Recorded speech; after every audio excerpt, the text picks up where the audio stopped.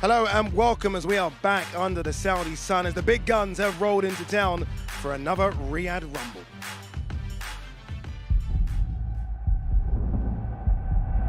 Joshua versus Ngannou. His earthquaking power shocked the world. The left fury floored. Big shot from Ngannou. Now back into the ring. He seeks to knock down and knock out. But AJ is...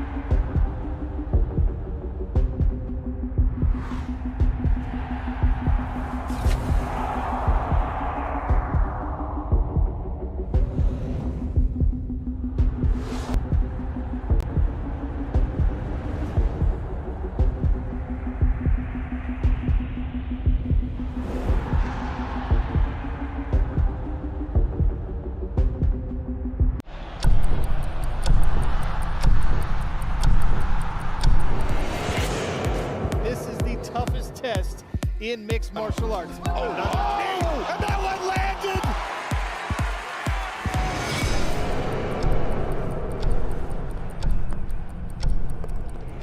Boxing fans, navigate through all the fights on the card and go round by round to relive the action you want to see, only with DAZN.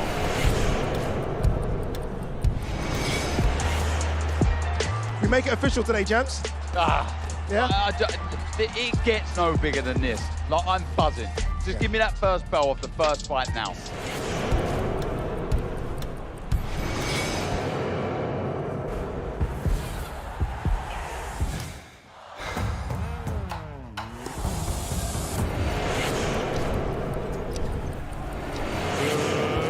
Let's get ready to rumble!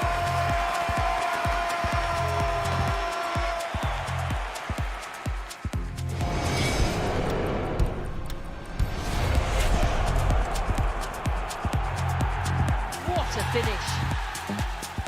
Fantastic goal. For Barcelona.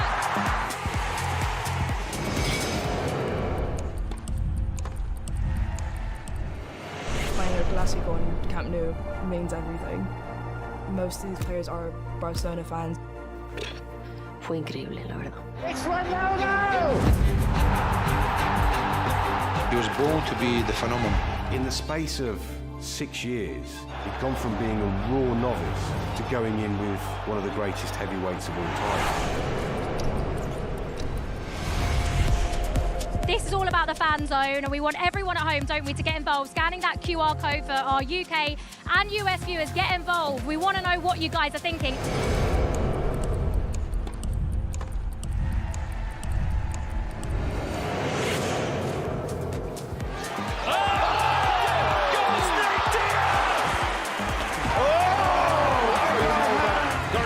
Just did this to that fight. Utterly ruthless.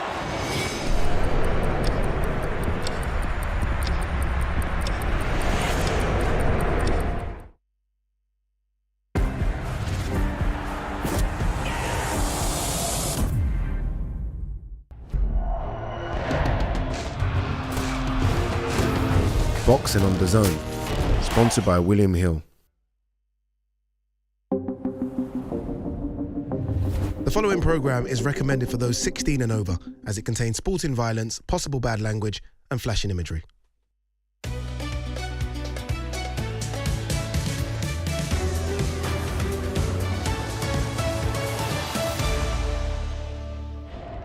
Ladies and gentlemen, good evening and welcome. From the four corners of the world, to the four corners of this ring, the fight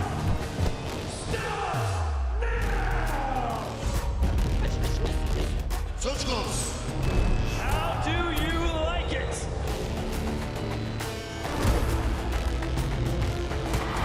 Off the shoulder. So aggressive, so focused. Look at these two guys. Still the undisputed champion of the world.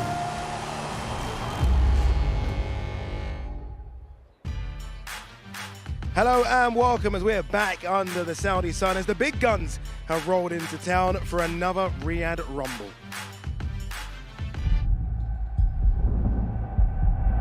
Joshua versus Ngannou. His earthquaking power shocked the world. The left fury floored. Big shot from Guarda. Now back into the ring. He seeks to knock down and knock out. But AJ is back. The pursuit of 3-time world champ is on. It's all to fight for in knockout chaos.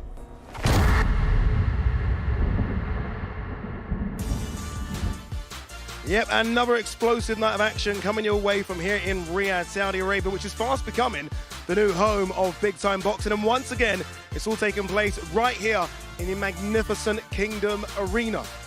Look who's joined us as well, former two-hit world champion David Hay and one of the best broadcasters on planet Earth, Mr. Ariel Helwani. Ariel, I want to start with you. I mean, look at this. I mean, this is incredible. We've done some arena fights together. This has to be the biggest indoor arena I've ever done a fight in. Well, to be honest, and what an honor it is to be here with you and the entire team. I had major FOMO in October when you were here. I had major FOMO in December when you were here. I'm delighted to be here because I think this main event, Anthony Joshua, Francis Ngannou, is actually bigger than October 28th's main event. The stakes are bigger, everything feels bigger. And I'm not just saying that because I'm here. It just feels more important if you ask me. And it's great to have a former heavyweight world champion to go over that, right? I mean, the co-main and the main. I mean, the co-main could be a main anywhere else and is a main anywhere else. It is, no doubt about it. You've got Zhang, the big monster southpaw from China. He's a wrecking machine. He really is. We saw what he done to Joe Joyce, who everybody knows hasn't ran it 2 times. Once it wasn't a lucky thing. The second time he did it even better. But Joseph Parker on some beautiful form. After him getting bludgeoned by Joyce, he comes back and beats Wilder. You know, who would have thought it? I really didn't believe he had an opportunity to win that fight, but he ripped up the script and he put on a masterclass against Wilder. I had him winning every single round. So that fight, I'm really intrigued to see that one, how that one plays out. Yeah, the last 12 to 18 months for Joseph Parker have been fantastic, as they have been for Anthony Joshua. The last 12 months for him have been incredible, right? 3 fights, 3 wins, change of trainer, which seems to have elevated his performances as well. AJ. And that's part of the reason why I love this fight so much, because it's not just about the Francis story, which of course I'm super intrigued by. It's about the redemption story of one Anthony Joshua. I remember August of 2022 in this very country. He loses to Alexander Usyk for the second time. He has what appears to be a mental breakdown. Let's be honest, in the ring, he takes the belts, he throws them out of the ring. He's crying on the dais alongside Eddie Hearn. Everyone thought he was done. Your country thought he was done. They were kicking him while he was down. And what does he do? He's won 3 fights now in the last year. This will be his 4th in the last 11 months. He wins this fight. He's next in line for undisputed gold. Who would have predicted that back in August of 2022? So it's a beautiful story. Yeah, and we just saw shots there of Anthony Joshua against Otto Volin, and that performance under Ben Davison, Lee Wiley, that new team, we're all hearing the same thing now. AJ is back to his best. I mean, you've seen AJ at his best. How close is he to that guy? He's in the best condition he's been in. You know, with Davison as well in his corner. He's been patient. He's looking for the opportunity. He's setting traps. You can see him thinking in there. He's not rushing in. You know, when he got dropped by Ruiz, you know, it was because he wanted to get it over and done with. That's kind of it's not a world champion's mindset. You know, if you watch Lennox Lewis breaking people down, looking for the spots. And that's what he's doing now. With Otto Wallin, it was a pure classy performance. Didn't take any unnecessary shots, picked his moments, and when the shots present themselves, he was straight in there, landing those big shots, and it was a whitewash. He really, really controlled the action, and he's going to need that type of mindset against Ngannou. He doesn't want to stand holding his feet, swinging like he has done in the past when he got caught by Dylan White, you know, when he got dropped, you know, against Ruiz. That's the type of energy he doesn't need in the ring against a monster. One of the hardest punches, I'd say he's one of the hardest punches in boxing today. Wilder, obviously his punch is gone, looking at the Parker fight. So I'd say Ngannou is the biggest one-punch hitter, you know, putting down Tyson Fury as comfortably as he did in his first ever boxing match. He's only getting better. It's funny you make that segue to Ngannou, and it was a perfect segue as well, and to the punching power, because it was supposed to be Deontay Wilder that AJ was supposed to fight right here. Ngannou steps up, and again, you look at that performance against Tyson Fury. I mean, you know the man so well, Ariel Helwani. You said he was going to do this. You said he was going to shock the world, so kudos to you. He did shock the world. Can he do it again? Yes, he can. First of all, he won that fight fair and square, not just the night. In my opinion, I scored it in his favor. The knockdown in the third was fantastic. And I thought that the boxing community didn't give him enough credit. Again, this man has been in 20 pro MMA fights. He's a former UFC heavyweight champion. He's been hit with knees, kicks, punches, elbows, all that, 4-ounce gloves. He's been there before. And the one thing that I think people didn't give him enough credit for going into that fight on October 28th is he's fought on the biggest of stages. He wasn't overwhelmed by all of this. And if you know a bit about his backstory, and I'm not going to tell you the whole story now, what he has overcome just to get here, none of this is all gravy for him. This is all a walk in the park. This man fears no one, he fears nothing, and he's that darn close to fighting for undisputed gold if he does the business tonight. Yeah, it's incredible to watch him throughout fight week. I think he's been fantastic. The way in which he's carried himself has been fantastic. Fight week has been interesting. Let's remind you of what fight week's been like. This is without a doubt one of the most dramatic heavyweight confrontations you'll see in. This is without a doubt one of the most dramatic heavyweight confrontations you'll see in many, many years.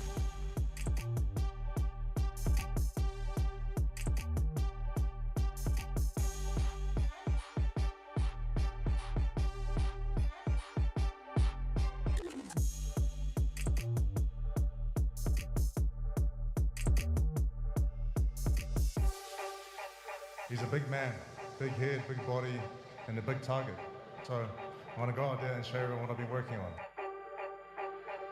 It's already written in the stars what's going to happen. I'm just going to follow my destiny. The flaming, ferocious fist of Francis will finish Anthony Joshua. We are going to fight in boxing rules, but what happened if he was just a free fight on MMA rules? I would smoke those guys. None of them can come to my backyard. I'll take 2 of them at once. Official prediction, I deliver.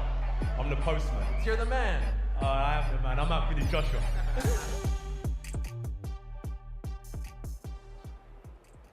Fight week's been incredible, from start to finish, from the grand arrivals to yesterday, the press conference. I know you guys arrived late to fight week, but since you've been here, how good has it been? I'll start with you, David. It's been amazing. The energy, everybody's pumped. You know, you've got the MMA guys, you've got the boxing guys, there's banter going between both sides, and everybody's in agreement. It's going to be exciting, and the likelihood of it hearing the final bell are slim. And that's what you want in a heavyweight clash. Yeah, the star of the show has been Francis Ngannou, right? He's took on not just the whole boxing community, but he aimed straight at Tyson Fury as well. He's took aim at Anthony Joshua. We're seeing a Francis Ngannou that I didn't really see take the mic and do this in the UFC. Mm-hmm. And by the way, I've been here since Tuesday night. I mean, you missed the day. I mean, come on, you got here like one day before me. You're part-time right really. He's a lot more comfortable this time around. Even at the open workouts, right? Just like hitting the mitts, I felt like he was more comfortable in his skin as a boxer, doing the thing. And I love the fact that he continues to say, just remember, if we fought in a cage, I would beat all you guys. Now, I've seen some fans online say, oh, that's him just trying to like build in an excuse once he loses. No, I think that's Francis saying, I'm the alpha male. Yeah. Don't remember who's the man here. I'm coming into your world. You would never come into my world. I'll play by your rules here. I'll play Queensberry rules boxing. But just remember, I'm the true baddest man on the planet. David, we saw, as we were watching the VT, the way you were smiling when you saw Francis Ngannou's physique. Yeah. Obviously, you're a man that has a great physique as well. He's incredible, isn't he? 272 pounds of solid muscle. I had a great physique until I saw his. Honestly, he's sculpted out of rock, and he's fast. He's agile for a big man. He can do it all. And what worries me for Anthony Joshua is if Ngannou's first ever attempt at boxing was a very, very close decision against Tyson Fury, in which I thought he won it, particularly with that knockdown. How much better is he going to be percentage-wise in his second fight? I know how good I was in my first fight, the nerves, I was rushing my work. The second fight, once that first one was out of the way, I was 50% better in my second fight. Would Tyson Fury have won the fight if Ngannou was 20, 30, 40% better?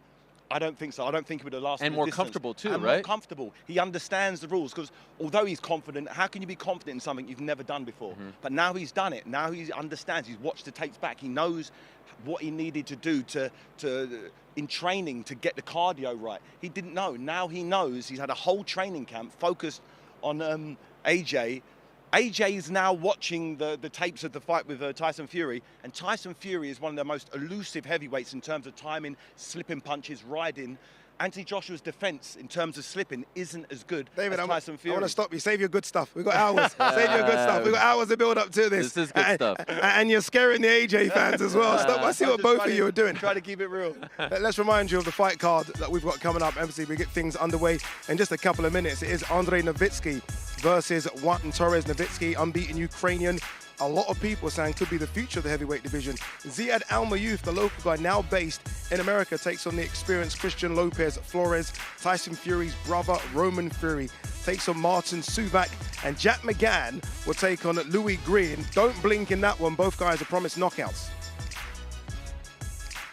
And then we move to the main event, which gets underway at 9 o'clock. Make sure you scan that QR code. You don't want to miss this. Justice Hooney takes on Kevin Lerena. Unbeaten Justice Hooney versus Kevin Lerena, whose mother passed away a couple of days ago. Testament to the strength of him. Mark Chamberlain will take on Gavin Gwynn. And then it's a big one. WBA 154-pound vacant strap up for grabs. Israel Madrimov takes on Madrimov Kurbanov. Ray Vargas versus Nick Fall for the WBC featherweight title. Then it comes to the big boys, Zhili Zhang versus Joseph Parker. Many people's pick for fight of the night. And then Anthony Joshua, former two-time unified heavyweight champion of the world, takes on former UFC champion Francis the Predator Ngannou. All right, let's cross over to your MC. They're all ready now. I can see them sitting ringside. It is Barry Jones, it is Darren Marker, but first, it's Mr. Mike Costello. Thanks, Addy. And just as with David, these two fellas alongside me, world champions both, are really getting a buzz about tonight, and they can't help but get that excitement coming to an arena like this on a night like this. And picking up what Ariel and David were saying, and we saw the highlights there with the dateline, October the 28th last year, Fury against Ngannou. And just to pick up on that, David and Darren and Barry, October the 28th, if it was October the 27th, AJ against Ngannou would be ridiculed, but suddenly it's got a different complexion. Yeah, it has, because he did shock the world. Even though he lost, and I disagree with the guys, I did think he genuinely lost, but it was very, very close. It still has to be the greatest debut in boxing history. To take the heavyweight champion of the world down to the wire in your first professional fight with no amateur experience, anything, it's a phenomenon. It really is. So we still don't know how good he is. There can be improvements, maybe there won't be, but even if there's not, the guy we saw then is still going to be all that Josh is going to be able to handle tonight. So yeah, he's one of those true athletes. So this fight has that intrigue because we've seen what he can do to what the majority of boxing fans think is the #1 heavyweight in the world, and that's Tyson Fury. I know the guys on the stage there are getting the AJ fans a little worried, but I'm going to back up AJ here. He's the one with the pedigree. He's the one who's been doing this an awful long time. And I know that Ngannou's backstory is incredible. What he's been through and where he's got, it's remarkable. The debut you two talk about is incredible. It's what dreams are made of. One day there's going to be a film. But you have to remember, Anthony Joshua's been through an awful lot. He's suffered some real highs and some real lows, the good, the bad, the ugly, and he's come back. And Mike, I think, in that last fight against Otto Wallin, I think even before that, if you look at the knockout against Hellenius and then how he's followed that up against a brutal display against Wallin, it shows you that mentally he's in a good place. And with that pedigree behind him, it could be a long night for Ngannou. And the chief support also in the heavyweight division on this night of knockout chaos. Shilei Zhang and Joseph Parker, and potentially both still improving, even though Zhang's 40 years of age. Yeah, well, look, I mean, if you were to look at the card, you'd say this is the real 50-50 out of all of them. There's some really good matchups on there, some close fights where it's hard to pick them. But for me, this is the real 50-50. Zong is on a great run of form. The two victories that he's had of late, and then obviously the Parker victory over Wilder, incredible. Not many picked that, so they're both extremely confident. That one's a cracker. I disagree with you. I mean, not as it's been a cracking fight. I don't think it's a 50-50. I'm big on Zhang. I really am. I think Parker's been fantastic. He's on a real roll, and he can box, and he deserves the opportunity. But Zhang is not Wilder. He can box. He's clever. He's been the Olympic silver medalist. He has slow feet but very fast hands, and he will punch when you come at him. I just think I can't see how Parker gets out of the way of that big right hook. I just cannot see it. He's certainly the favourite. Barry, Darren, thanks for now. Our commentary team are warmed up. Mr. Thomas Treiber's in the ring. We're ready to get our first fighters there as well. So let's head over to your MC for tonight, Mr. Thomas Treiber. Ladies and gentlemen, we get things started in the heavyweight division. Let's first welcome to the ring, Juan Torres.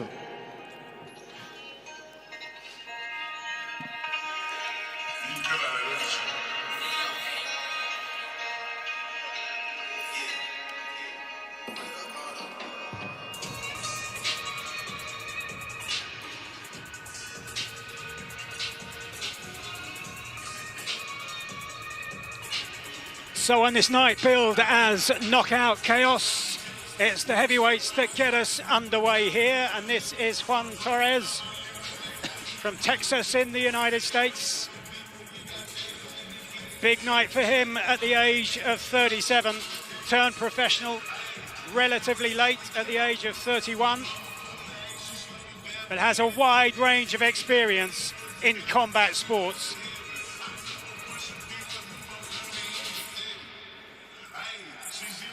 And was looking like a man for the occasion during the various set-piece events during fight week. And talked about taking the fight to his opponent here tonight, Andre Novytskyi.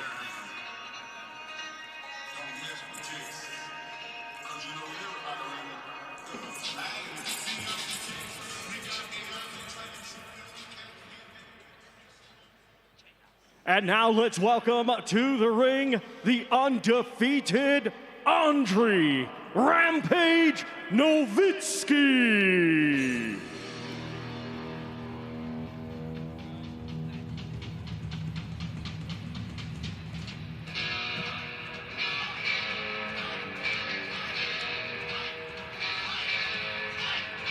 A purposeful walk interview for 28-year-old Andre Novytskyi.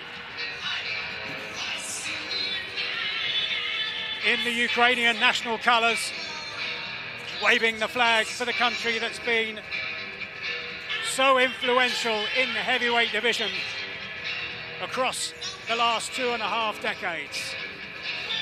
With the successes of the Klitschko brothers, Vladimir and Vitaly, and of course the man who will be in this very arena in 10 weeks' time for the undisputed championship contest, Alexander Usyk.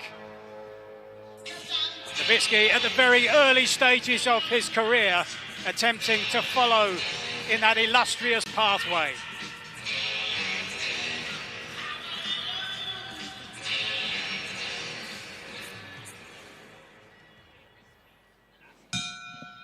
Ladies and gentlemen, welcome to Knockout Chaos, a great night of World Championship Boxing, live from Kingdom Arena in Riyadh, Kingdom of Saudi Arabia. It is being brought to you by Frank Warren on behalf of Queensberry Promotions and Eddie Hearn for Matchroom Boxing in conjunction with Riyadh Season, National Event Center, the General Entertainment Authority, GIA, Gold Star Promotions, Gimmick, and Sella. We would first like to extend a big thank you to the custodian of the two holy mosques, King Salman bin Abdul Aziz Al Saud, His Royal Highness the Crown Prince Mohammed bin Salman, and His Excellency, Chairman of the General Entertainment Authority, GIA, Turkey Al-Sheikh. Ladies and gentlemen, we get things started with 8 rounds scheduled, and it is an international heavyweight contest. Brought to you in association with Boston Boxing Promotions. It is sanctioned by the British Boxing Board of Control, steward in charge Robin Smith, timekeeper Joseph Brannan. When the bell rings, our referee in charge and scoring this contest will be Victor Laughlin of Scotland. Introducing to you first, fighting tonight out of the blue corner, he comes to the ring wearing purple and green and weighed in officially at 255.6 pounds. Coming to us from Cypress, Texas, USA, he brings a professional record consisting of 11 wins, 5 defeats, 1 draw, with 4 wins coming by way of knockout. Ladies and gentlemen, please welcome Juan Torres.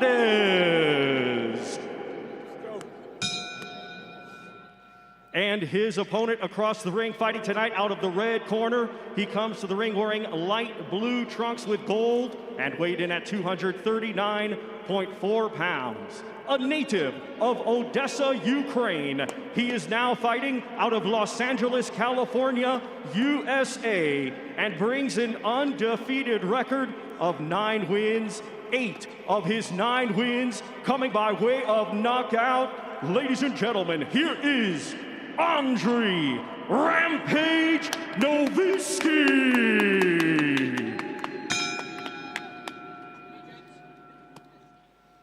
Come on.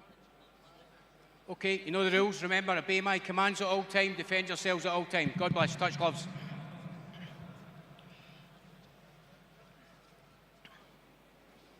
Well, there was an image earlier in the week that went widespread online after the face-off between the 2 featherweights contesting a world title later on, Nick Ball and Ray Vargas, with Vargas being so much taller than Ball. But here, Novytskyi has an advantage over this man, Juan Torres, at the beginning of this schedule for 8 rounds in the heavyweight division.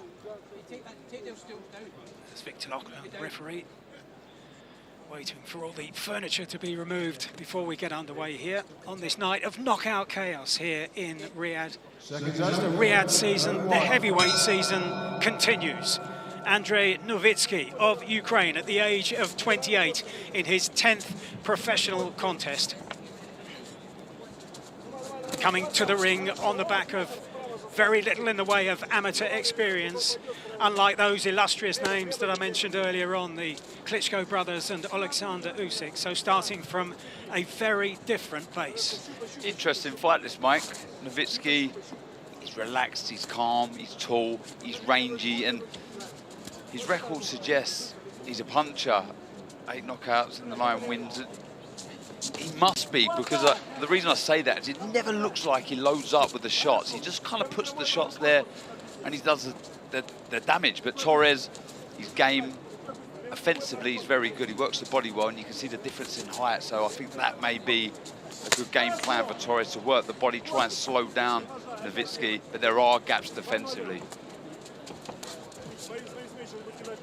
I think Novytskyi, he understands his distance. I think that's his judgment of distance is really good. You know, so he's a tall fighter, but he doesn't step in too close. As you can see there with the jab, he doesn't take that front foot too close and have to overreach with shots. He knows where he gets that judgment very well, very early, and he just pops that jab. And then if you've got to take a step forward, he can just take a little half step with that back foot and fire that right hand right down the middle.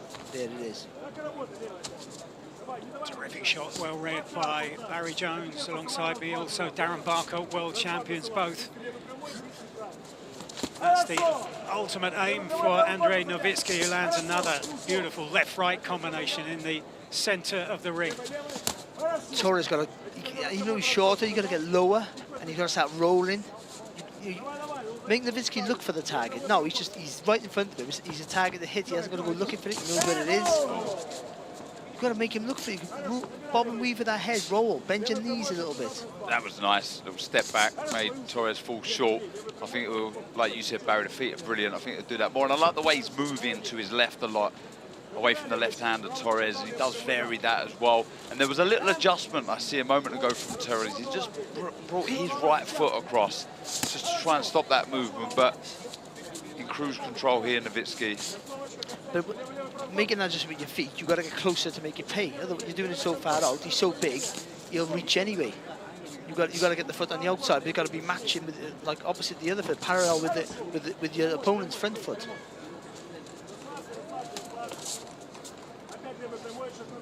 Torres did say at the press conference here earlier in the week that he was going to attempt to break Novytskyi down with body shots.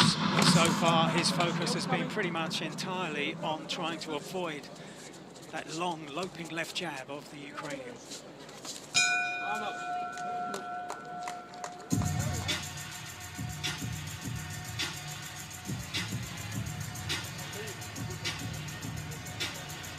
Воды, вот, блядь, ёпта. Быстрее воду. На голову ложи ему, Али.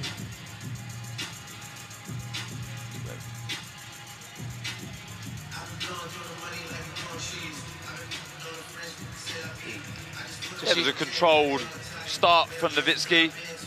Nice and composed, moving side to side, picking out the shots, dominating behind that lead jab. And like you said, Barry, brilliant footwork. Patience. Yeah. You know, he always got the advantage of reach and height and technical ability, which is like he's found that out anyway, even though he guessed he had it.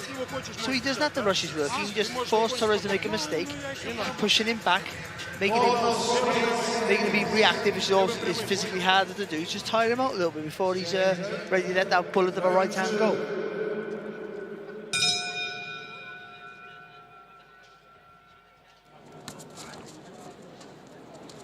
Into the second round, it's scheduled to go 8. Novytskyi in his second year in the professional ranks now at the age of 28 and has made a lively start. 9 fights in that first year. Half the total that a certain Mike Tyson managed in his first year as a pro. All of his finished inside the distance. Novytskyi's been taken the full 4 rounds in his case, just the once. It's the feet. We just see a passage of play there, and it's exactly just proves the point that we've said in that first round and the problems that are for Torres. He just can't get close. He just doesn't have the speed of foot to get close to Novytskyi, who is just dominating here. He's in full control, Barry, just because of these feet. But he has to make Novytskyi throw the jab when he doesn't want to. He's allowing Novytskyi to set up his attacks. I think he's trying to lean back a little bit on that back foot, try and make him miss. But it's hard to counter when you're leaning over your back foot. And as we see there, you throw it, he's already moved away. You've got to move too fast. You've got to put your chest over your front knees and try and bob and weave that way. So force him to throw the jab and slip inside it. It's a brave to do it, but that's the only way he's going to try and win roll the the dice. And roll the dice as well. When Novytskyi lands, you know you're in range. I know he's got a reach advantage, but you're going to be as close as possible there to land your own shot.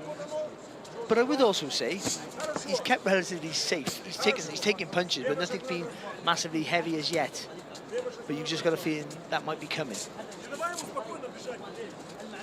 Watching back some of Novytskyi's work, given his height, 6'6", and relatively in the heavyweight division, he's not afraid to go to the body. A good variation. His arsenal's very good. I like the straight shots. I like what he does there because you just keep Torres at bay there. They're also hurtful shots, but no need to hook. Certainly up close with Torres. You can do that as the rounds progress, but yeah, he's looking very comfortable, composed. He looks like someone who has a wealth of amateur experience. But what you said, Mike, I think body shots are slowly coming back in the heavyweight division. They've seen the period there were no one through them, didn't they? It was all just about big right hands, left hooks to the head, but now they seem to be reintroducing themselves like the good old days of the 90s when they both would throw uppercuts and hooks. And that's a shot. I'm surprised we've not seen Novytskyi throw yet, the uppercut. He's short of Torres, but he does lean back on the shot, Barry. That's why he's not leaning forward to invite the shot, is he? But I like the patience in Novytskyi. There's no rush. He could force the pace a bit more. That's a good right hand. Did that hurt, or was he off balance? He steps forward into the fray.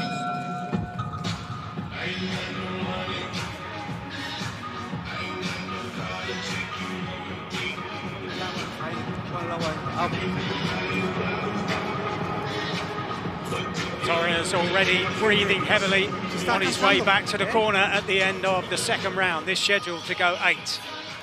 I've been impressed with the start.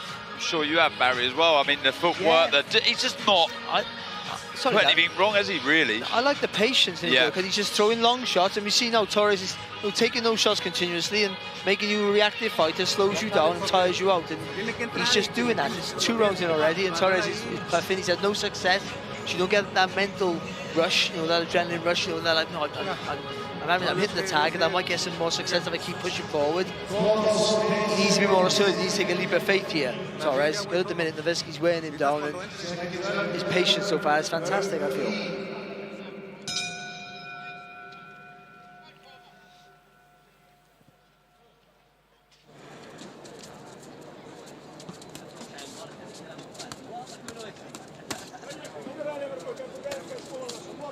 Novytskyi then in the blue and yellow of the Ukrainian national flag under the guidance of his countryman, the former pro light heavy and cruiserweight Anatoly Dudchenko in the corner. Guy looking for that straight right hand that's been so successful for him across the first couple of minutes, as has that left hand lead, making full use of his height advantage. I'd like to see Novytskyi throw a double right hand. He lands with it, even if he doesn't move his feet forward, just throw it again. He got the range and the distance. Or even the double jab right hand. He needs to bring the feet in, just because every time Torres looks to defend, he leans back, the chin comes higher. He can bring the left hook into play as well, and he did look very dejected in that corner, feeling sorry for himself, and looks like he's feeling the pace already. I mean, it's not electric, is it? But still, he's been made to miss. He's just taking punches. Isn't he? Yeah, he's walking on to an awful lot. That's good feet there again from Novytskyi. A little step back and a lovely combination. And Torres definitely shaken both those shots, even though dragged to the canvas in the end. One to the head and one to the body. Accurate work again from Novytskyi. And that's what I mean. I said at the top, he must be really heavy-handed, because it doesn't look like he's thrown them with any real power. That's a good overhand, right? The difference with Novytskyi there, though, in that when the acceleration and the pace in his work, there's a different tempo to his punches. I think it just caught Torres by surprise. Let it go, boys. Just an attempt there to throw the uppercut that you were calling for. He's starting to fall short now. He's trying to throw that jab, Torres, and that will make him open to the uppercut. The guard is a little wide.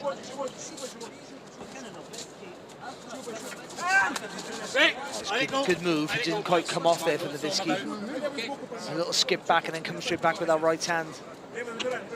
That's the right idea. He's just got to slowly go through the gears now, Novytskyi. Definitely feeling the pace. That's a good right hand. Beautiful shot. Ooh.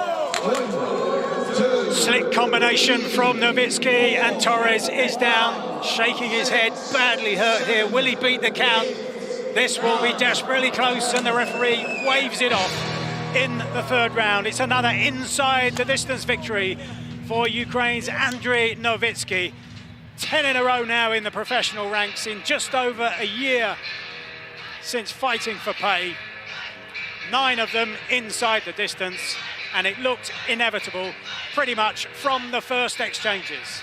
That was a very, very impressive performance. Look, I know there's going to be tougher tests, but Torres just didn't offer anything. He had no reply for the hand speed, the know-how, the footwork of Novytskyi, and I was saying he looked very heavy-handed. He loaded up with that right hand at the end, and there was no coming back for Torres. Very, very good performance. I think what that was from Novytskyi is a disciplined professional performance. He knew he was in with a guy who he could beat, so he didn't want to take any silly risks, and why would you when you got whatever 6 inches on him? And he just used work behind the jab. Everything was nice and long. That right hand was nice and long as well. Never shorted anything up.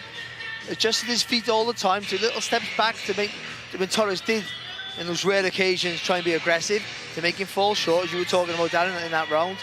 And then the finish then was fantastic. Just, you know, that right hand just over the top of that slightly low left hand. He didn't see it coming. Again, that acceleration of pace in your work, when you're a big guy like that, you don't have to load up. Yeah. And as Darren was saying, the tests for sure will get tougher, but that's the first time that Juan Torres has been stopped in his professional career, beaten 5 times previously, but all of those were on points.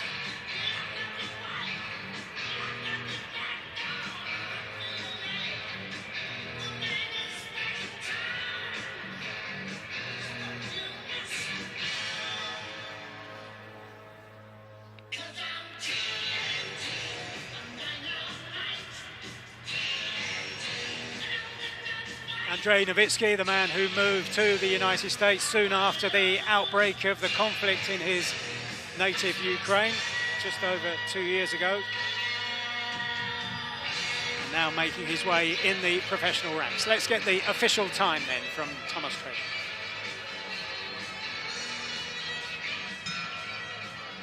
Ladies and gentlemen, here is the official time. 2 minutes 43 seconds of round number 3. Our referee in charge, Victor Laughlin, reaches the count of 10. Therefore, your winner by way of knockout and still undefeated, Andre Rampage Novytskyi.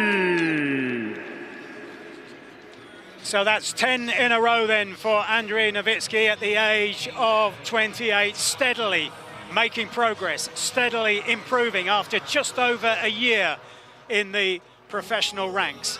And as we've often said in these situations at ringside, Darren and Barry, it's not just what happens tonight, it's the experience of the fight week on a week like this, of this magnitude. Yeah, huge moment. He's taken it all in his stride. He's enjoyed every second of it. And to be honest, he's backed up exactly what he promised us. Very good performance and one to watch for sure.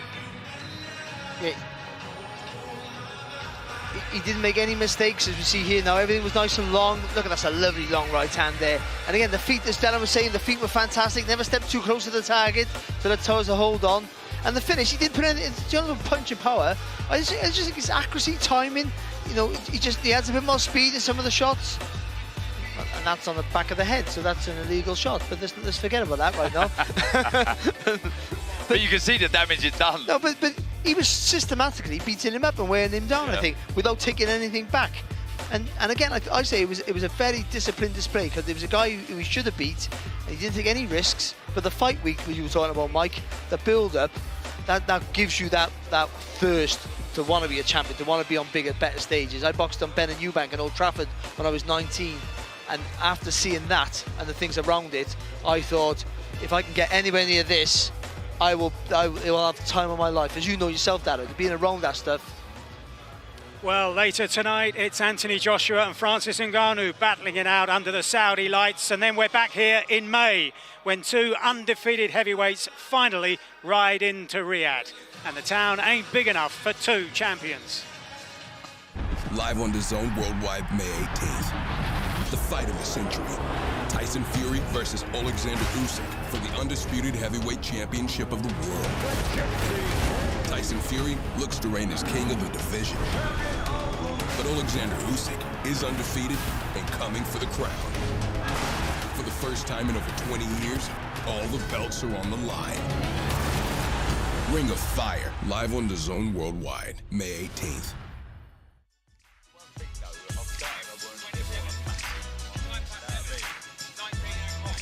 And look at all this, just a reminder of big fight nights coming your way nearly every week here on DAZN. Next week, we're back in Vegas as William Zepeda meets Maxie Hughes. The following weekend, it's Sheffield and the home of top prospect Dalton Smith. He's taking on Jose Zepeda. Then it's April and a final eliminator for the IBF Super Lightweight title between Richardson Hitchens and Gustavo Lemos, a former winner over Lee Selby. And before the month ends, with that blockbuster of a rematch between Josh Taylor and Jack Catterall in Leeds. All here on DAZN.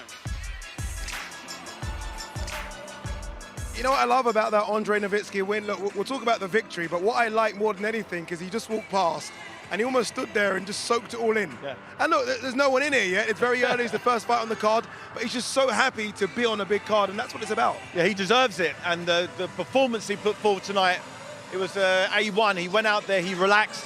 He didn't rush his work. It'd been so easy for a young man on a big stage like this to rush his work, to fall over and miss loads of shots.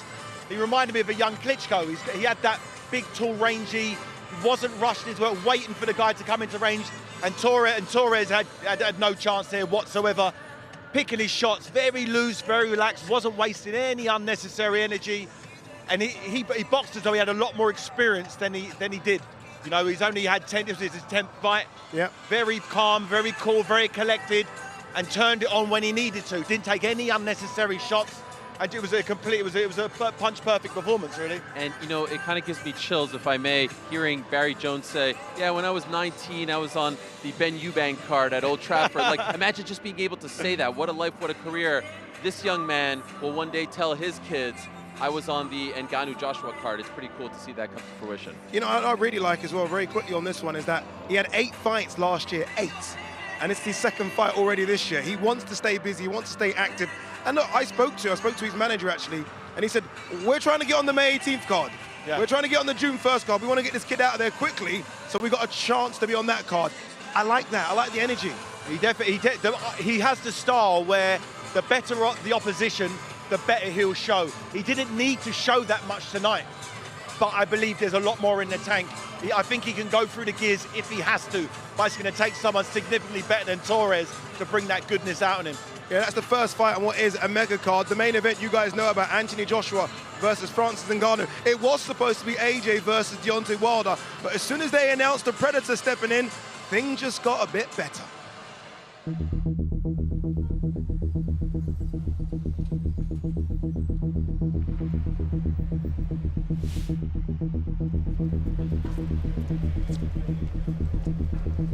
They spoke about this fight before. He said, you all good, yeah? I said, no, it's a gimmick fight. It's not something that I think is right.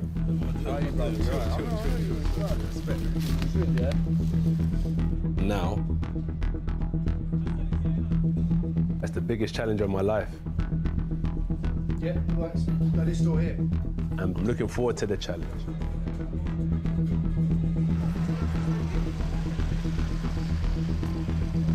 Yes, Francis. I'm a boxer now. For my own legacy, I would do everything that's possible to take him down. If I wasn't in the fight, I would have been betting on AJ, but I'm in the fight, I'm betting on me. Here we go again.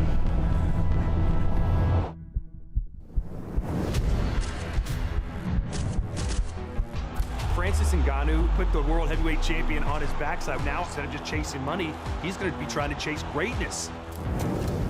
I believe AJ is going to be undisputed champion. And in an instant, it's all over. This big, dangerous heavyweight is back. Boom. Boxers can't compete in MMA, and for the most part, MMA fighters can't do well in boxing. But there's one guy who has proven that theory wrong, and if he can do it on the 8th of March, it will be one of the greatest stories in the history of combat sports. The wolf is in the house.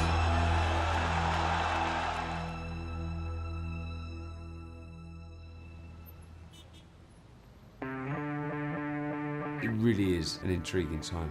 Anthony Joshua is now facing a man that in their first ever professional bout pushed the lineal heavyweight champion to the brink and nearly caused one of the biggest upsets in not only boxing, in sport.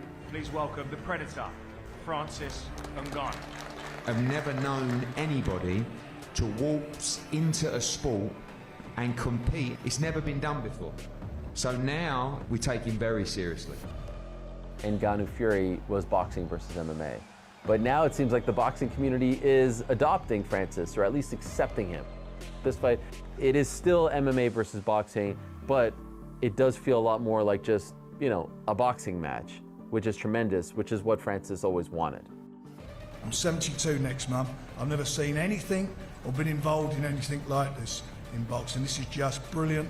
And if you're a boxing fan, you're in boxing heaven. Anthony Joshua, he's different than Tyson Fury. He is always learning and trying to be a better heavyweight.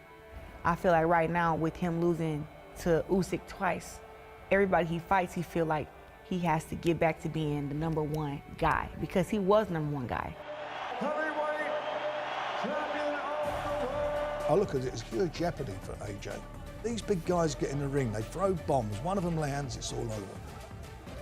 You're fighting #1 and 3 back-to-back in your first boxing fights. That's crazy. Always done crazy stuff. Are you not aware of it? I'm aware. It all comes to a nice conclusion here, and we're going to find out if Francis Ngannou can go one better and really upset the odds, or will this be a formality for Anthony Joshua in this glamorous, exciting fight? Remember, 1 fight down, 9 to go. This is the prelim portion of the card. If you want to be involved, and I know you do at home with the main portion, which gets underway in about 2.5 hours' time, make sure you scan the QR code. You really don't want to miss what's coming here in Riyadh. Boxing's always a story of rags to riches, right? Hardships, having to come through something. Francis Ngannou's story is a bit more than that. The Predator, Francis. Wow, good left hook from Ngannou. Ngannou finding some big shots out of nowhere. Still plenty of fight in the man from Cameroon. Big shot from Ngannou, who dances after his success. Unbelievable scenes.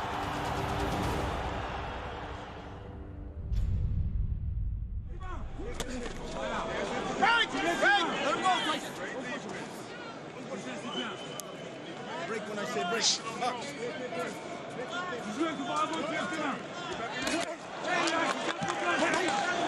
Oh, big shot from Ngannou, who dances after his success. And suddenly, we have a fight. Wow, Tyson Fury down against Francis Ngannou. Unbelievable scenes. Tyson Fury underestimated Francis and didn't do his homework, didn't look him up, and just kind of was like, oh, this is just a payday. I'm gonna beat this MMA fighter up. I don't think he took it seriously. And that's why he was able to shock Tyson Fury and put him on his back. It really is amazing to see Francis, you know, in these big events with all this fanfare and all these eyes and all this attention on him. Because you've got to imagine how far removed that is from his early life. From the beginning of Francis Ngannou's story, I mean, you know, he started from literally nothing, leaving Cameroon, trying to find a better life for himself, better opportunities, the arduous journey that he went on to find himself in France and to try and find a boxing gym to walk into. This man has overcome so much. He's working in the sand mines in Cameroon for like $1 a day, and then he escapes and he's put in detention centers, and he almost dies multiple times because he's on a raft and he's in the middle of nowhere. He's in Morocco, and then he's in Spain, and then he makes it to France. Like, the idea that this guy is even here, thriving, now as one of the most famous athletes in the world, is unfathomable. Yes, it was hard, not the good memories. I would say I'm grateful of the life that I had, of the path that I have, even though it was tough, but he led me here. But I wouldn't do it again if I was to choose it. I always loved movies, everything combat related. The first poster that I saw was a poster of Rambo in my dad's room. I think I was maybe 5 or 4, and now I'm like, wow. Dreaming for a sport already was a problem. We didn't have any example of somebody that has succeeded from doing sport like boxing. It was silly, according to people, even to dream about it. You should just focus on like being a good builder, or a good carpenter, or a good farmer. That's the limit. And now I'm like, man, yeah, but I'm not satisfied by that answer.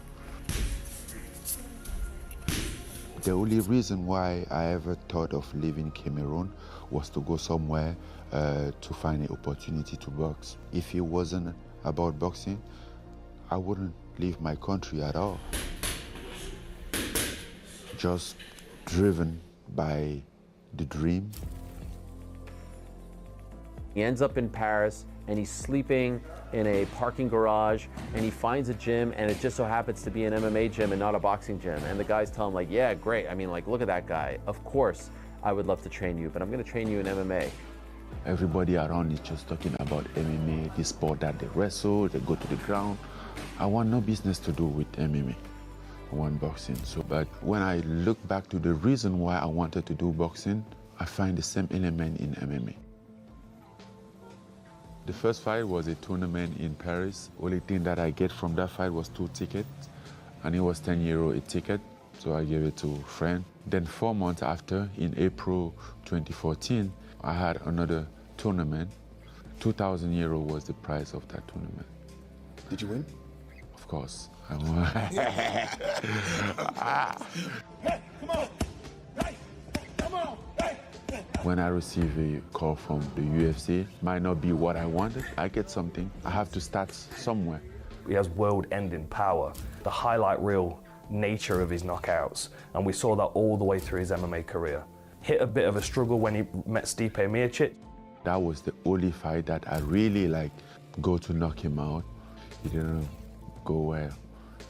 Then I went back and then have to deal with my demons at that moment.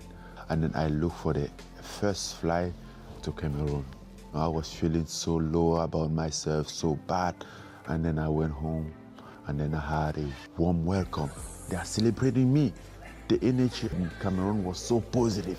And then after that, I came back and I come back to my reality. That was really where, for me, Ngannou turned a corner. And after the point where he regrouped, he just terrorized the division all the way to the belt.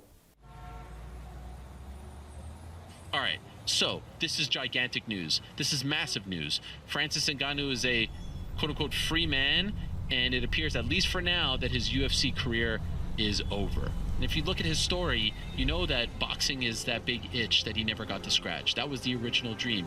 People don't relinquish their heavyweight title in the UFC and venture into free agency without any idea of where they're going to go. And to be able to then step into heavyweight boxing on the platform that he did and do what he did, he turned the world upside down in that moment.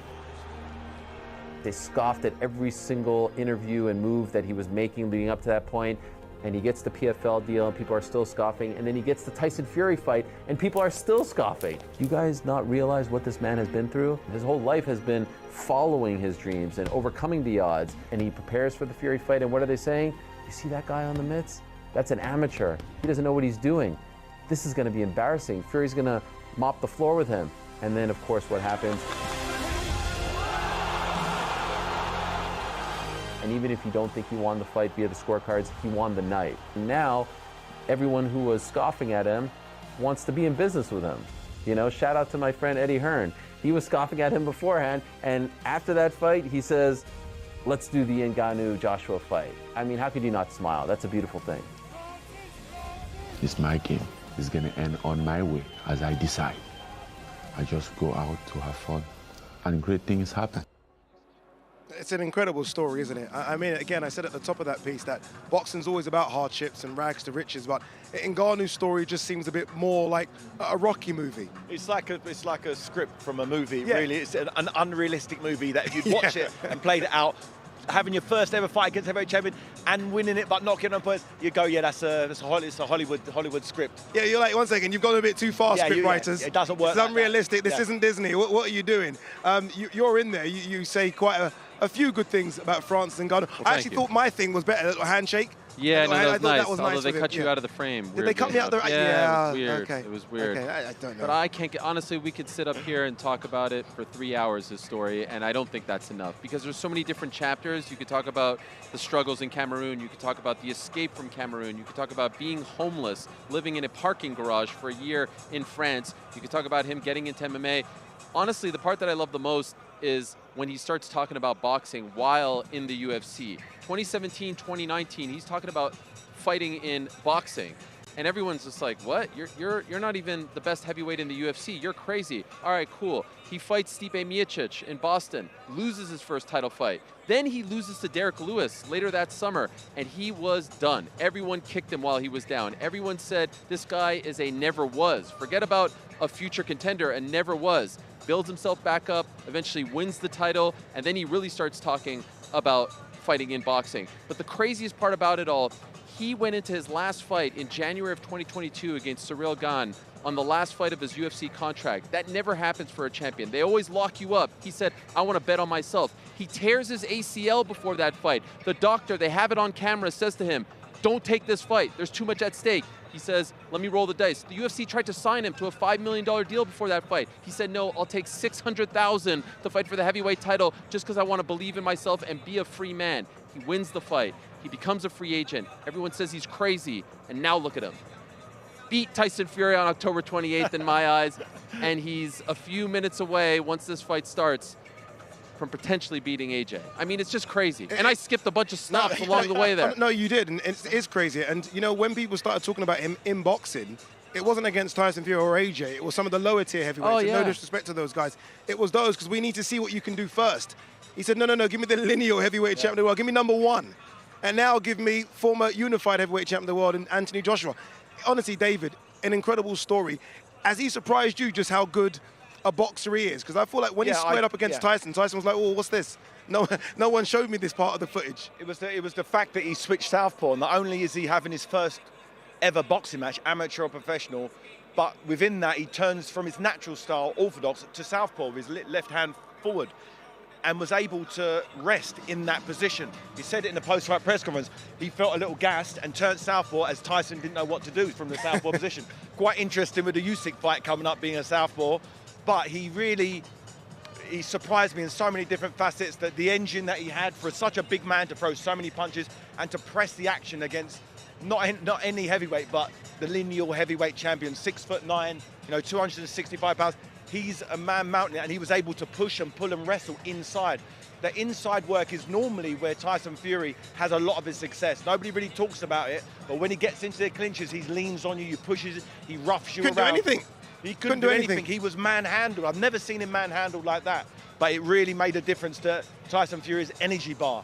And when they separated, when that was Tyson Fury's opportunity to box long and do his thing, his energy bar was too low. He couldn't move his feet. He was kind of stuck in the mud. And that allowed Ngannou to win those rounds, on my card anyway. What we've seen with a lot of MMA guys, especially guys that are known that they're going to fight strikers in MMA, is that they ask for boxers sparring. Yeah. Has anyone asked to spar you? Have you sparred any MMA guys in your past? Yeah. I used to spar quite a few different MMA fighters, and I always struggled with them. They always gave me the most problems because they didn't have a traditional style. They would turn southpaw. They'd turn southpaw, throw an overhand right, and then a right uppercut. Shots that you're not prepped for. When you're sparring with a seasoned professional, you're used to the angles that the punches come from. They come from a left, right hook. You get used to blocking it, but with an unorthodox mixed martial artist who's used to checking kicks and the weight's not on their back foot, it's on their front foot. It messes up your rhythm. So I understand how it could have been a bit awkward early for Tyson, but the fact that Ngannou was able to really get in the momentum, really start pushing, working the body, jabbing, he looked like a seasoned professional who'd had 20, 30 fights in there. You would never have known if you was to step away from the fight and watch that fight, not knowing who was who, you wouldn't believe in a million years one of the fighters is having his first ever fight. And it is important to note, he has 20 MMA fights, so it's not like he's some TikToker off the street. We're not doing I this understand. again. I understand where you're coming from, but you know what's something so interesting? Off that point, I heard an interview with Ben Davison recently where he said, I studied his MMA fights in preparation for this. I think Ben is one of the best minds and trainers in the game. No doubt. I thought that was one of the mistakes that Tyson Fury's team didn't do going into their fight. Overlooked it. You got to look at that. You have footage. You could get some tendencies. Yeah. Yes, I know it's not the same thing, but when he said that, I was like, these guys are ready. Yeah. They're not taking him lightly. They're looking at the footage in the UFC. Very, very smart move on their part. I asked Anthony Joshua a question about the fight coming up, just because he's very analytical. And the team he's got around him, Ben Davison, Lee Wiley, obviously are known for that. How do you prep for a guy that you've only seen for 10 rounds in a heavyweight ring? Like, where's the prep coming from? They have enough. They have enough. The 10 rounds and plus the 20 fights, they have enough. And these guys are so smart. And yes, a lot of it is about AJ, right? I think the AJ that we're going to see, correct me if you guys feel otherwise, I feel like we're going to see the AJ reminiscent of the AJ that we saw in this country against Andy Ruiz in the rematch. Clinical, smart, doesn't have to do anything flashy, doesn't have to do anything spectacular, just get the W. Why? Because the W gets you to the undisputed title fight. Don't do anything crazy. He's going to be very smart, very guarded, uses boxing IQ. He understands the repercussions for holding his feet too long, for trading left hooks for no reason. He doesn't need to trade hooks in this particular, because even if he does catch him, what's going to happen really? It's going to bounce off him in the early rounds. I'm loving this little bromance you guys have got going on. Little bromance. I feel like I'm on the outside. I can't we get can in. take it from here, Adi. I can't get take it into from this. here. We can I take can't it get into it. I'm aware of the danger of Ngannou. I'm aware that Anthony Joshua knows what that is. He's not stupid. He's got a great team around him who really have done their homework. He's not going to be in there trading punch for punch like he's done in the past, because it'd be foolish for him. No, he's learned that lesson against Ruiz. Don't trade when you don't need to. Let's just win the fight clean and let's move on to the next big one. And tonight, hopefully, I want Anthony Joshua to win. It would look terrible for boxing if an MMA fighter comes over and beats Tyson Fury and beats... What does that say for boxing? What does that say for the heavyweight division? What does that say for all of the belts? It doesn't look good for boxing. No, I want boxing to win. Oh, there you go. That's a bit more like it. We are in the magnificent Kingdom Arena, unlike any arena I've ever seen. I mean, look at the shots here. It's incredible. Boulevard City, Boulevard World. It's just incredible what they're doing here and what they've done in such a short space of time as well. And so much more is going to happen here in the next couple of years. Big concerts, obviously big football events with the Saudi Pro League. Snooker was here the other day. Ronnie O'Sullivan winning that tournament. So much happening in 2024 in Saudi and in years to come as well. Mike Costello and Darren Barker commentating on that Francis Ngannou Tyson Fury fight. Myself and Barry Jones were ringside. Guys, I want to throw it to you. Mike, I mean, how shocked were you at just how good a boxer Ngannou was that night? Yeah, I think like everybody, we were blown away, Addy. And you heard on the playback a few moments ago, Darren saying when that left hand landed in the third round, wow. And I think that's a sound that would have reverberated all the way around the boxing world. And I think that's also the point at which the sniggering stopped about the status of Ngannou on a big fight night like that. But looking back now, more than 4 months on, Barry and Darren, what should we have learned? What have we learned from that night? First of all, that Ngannou's a real threat. I think you had to pick Tyson Fury as the favourite, and you had to thought that it was going to be an easy night for him. You've got a novice. Well, I know he's not a novice in fighting, but in the art of boxing, which is it's different enough to not be able to just cross over whenever you want to. It takes a special athlete, which he turned out to be. But so what we learn now is that whatever you think, he has real power. He has touch you, put you to sleep power. So he didn't put Fury to sleep, but he didn't like he put lows on that left hook, and it dropped Fury, and he was in a little bit of trouble. And so that'll help Anthony Joshua. He knows he'll have to prepare. I think he prepares more diligently than Fury anyway, on the basis of that Fury has just natural ability and he can think off the cuff, where Joshua's more structured with his work. But still, all we know is that Ngannou is a real danger, and if you don't take it seriously, it could be lights out. One thing to those three guys up there, or two guys, not Addy, those other two guys, the former heavyweight champion of the world and the brilliant Ariel, is that Tyson Fury won the fight.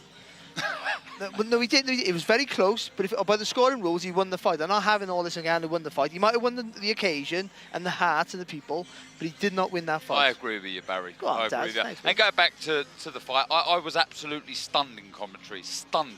And I had to say out Francis Ngannou's name, because it wasn't a leading heavyweight that had knocked the lineal heavyweight champion down. It was this guy, his debut in boxing, that had floored Tyson Fury. I had to remind myself how extraordinary it was. Thanks, guys.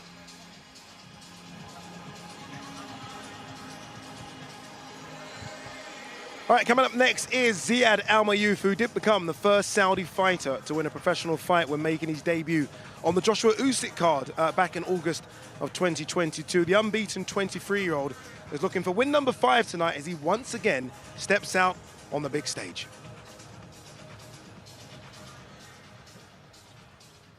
Ladies and gentlemen, we continue in the super lightweight division. Let's first welcome Cristian Lopez Flores.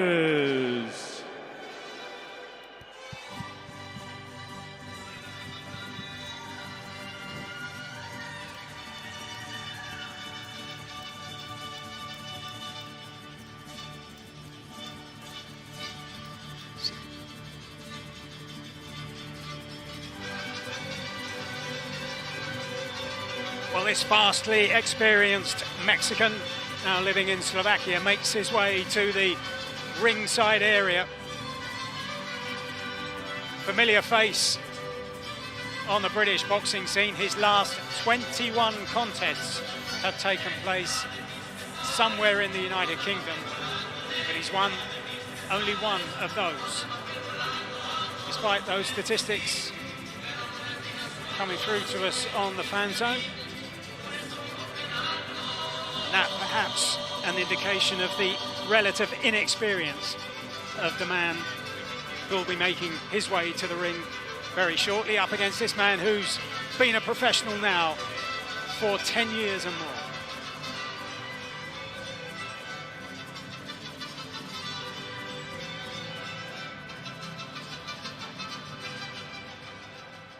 And now let's welcome to the ring the undefeated Ziad Zizo Almaayouf.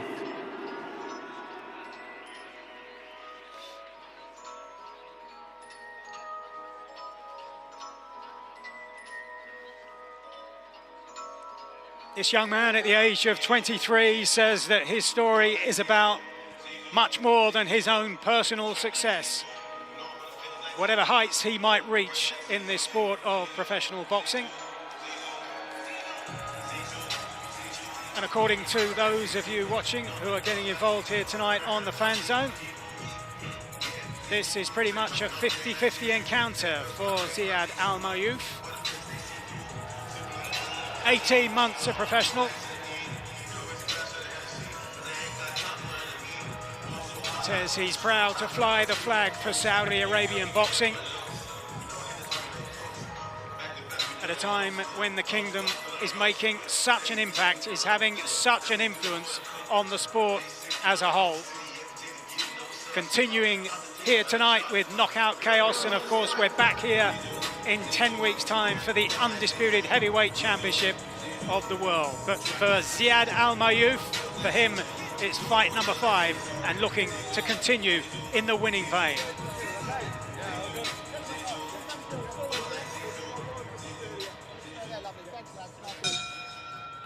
Ladies and gentlemen, we continue with 6 rounds scheduled, and it is an international super lightweight contest. Brought to you by Eddie Hearn for Matchroom Boxing and Frank Warren on behalf of Queensberry Promotions. In conjunction with Riyadh Season, National Events Center, the General Entertainment Authority, GIA, Gold Star Promotions, Gimmick, and Sella. It is sanctioned by the British Boxing Board of Control, Steward in charge, Robin Smith, timekeeper, Stuart Lithgow. When the bell rings, our referee in charge and scoring this contest will be Kieran McGann. Introducing to you first, fighting tonight, out of the blue corner, he comes to the ring wearing white trunks with black and weighed in officially at 142 pounds. A native of Culiacan, Sinaloa, Mexico, he is now fighting out of Bratislava, Slovakia. He is a veteran of 51 professional bouts. Ladies and gentlemen, please welcome Christian Lopez Flores.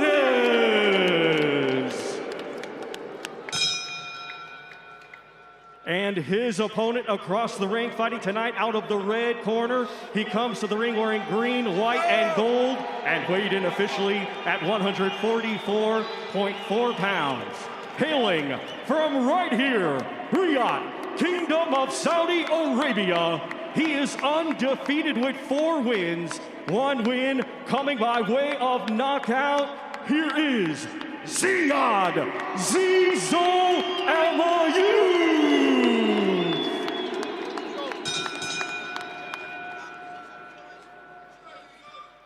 Lads, listen up. You both know the rules. You will obey my commands at all times. When I tell you to break, break clean. Take a step back, throw no punches. Mind your heads in close, and most importantly, lads, protect yourself at all times. Shake hands.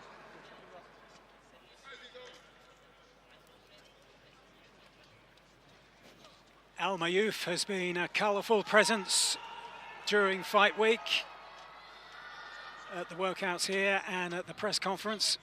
And now looking to build on his Round one. unbeaten start to his professional career. This is his 5th professional contest.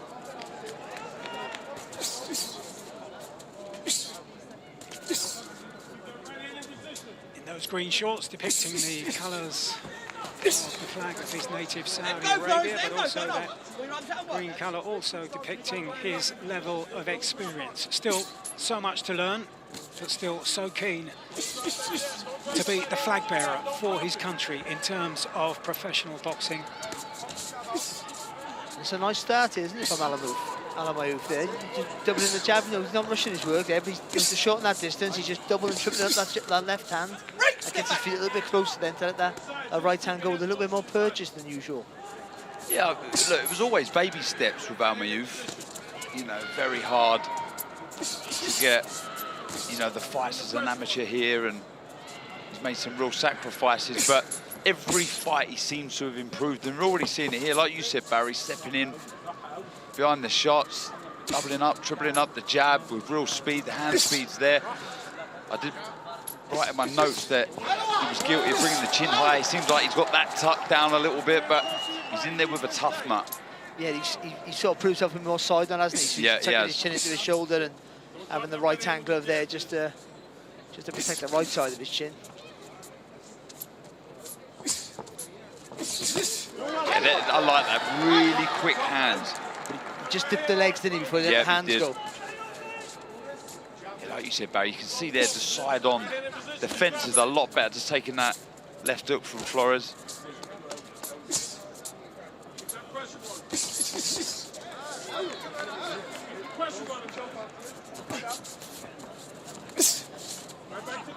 Almaayouf lives and trains in the United States under the guidance of Buddy McGann in the corner here tonight. He says that when he was making his way through the ranks, he idolised the left jab of Buddy McGann, and it was a dream of his that he finally came to be trained by the former world champion.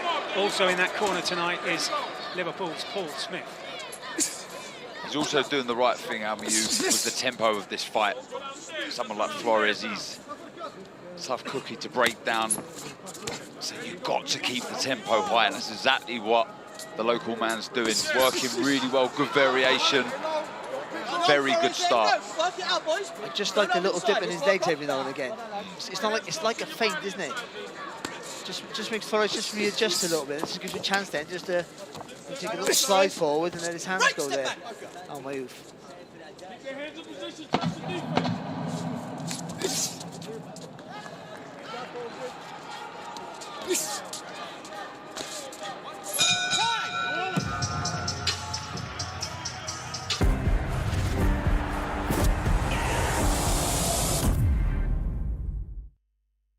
Wherever you've been, we've been. Wherever you go, we go. Every step, every wall, every climb, we always have your back. Okay? Where's your mouthpiece? The high buckle. Huh? The other buckle. Hey, do me a favor now. Okay, when you get inside, keep your heads inside. The Kingdom Arena. Grab you from the outside. And the ring in a slightly different position to when we were last here for the Day of Reckoning just before Christmas time. The ring tonight pretty much on the centre circle of the football pitch, which has long since been laid beneath us and is home to Al Hilal, leading the Saudi Pro League at the moment. You can see all of those matches here on DAZN as we move into the second round for Zizou in the green trunks in his 5th professional contest.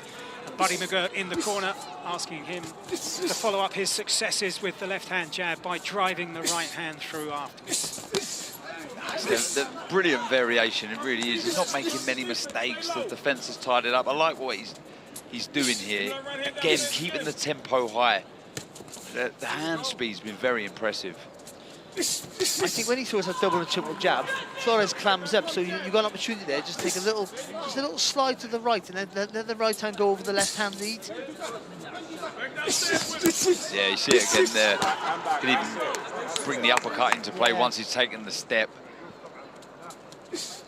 Flores, he's waiting, he's tensing up. You know, he knows it's coming. He's getting defensive over. to break that defence down, you've got to find the angle. Impressive work rate here from Almaayouf against a man who, as we heard from the MC, 35 defeats. 5 of those have come inside the distance. But by way of comparison, he's been beaten by Reece Mould, by Royston Barney-Smith, and by Ryan Garner over in the UK. But all of those were on points. Yeah, look, there's going to be tougher tests. He is a tough nut, but you can only beat him in front of you. But I'm looking at Almaayouf here and thinking, is he improving? And I have to say, this is the best so far. I know it's early, it's only the second round. I'm liking what I'm seeing. Yeah, when you're in a fighter like Almaayouf, when you're learning on the job, so everything you do in the gym, you're trying to replicate in the ring, as we all are, but more so for someone like him. Yeah, you're not going to be boxing people who are going to give you a real competitive fight, but it's about the learning process, and I think I agree with that. I think he has improved in every fight, and he's more controlled here. It's a good right hand though there by Flores, but he's more controlled, calm, and he's looking for the target, but letting his hands go, and that's important. Even before, you know, like you say, it was a little right hand, it was an arm shot from Flores, but even just the know-how from Almaayouf, he's starting to try and ride those shots, flip those shots, whereas before he was taking silly shots where he didn't need to, but now you're starting to see some ring IQ, some ring generalship, loads more to learn, but he's improving, he's moving in the right direction. Again, this is where the tempo's important. You can see Flores, he's taken a couple of good shots from Almaayouf. He's got used to the power, you could say. This is why the tempo, just keep that tempo high. And the instructions in the corner from Buddy McGann and from Paul Smith, like an echo, both asking for more work with the left-hand jab.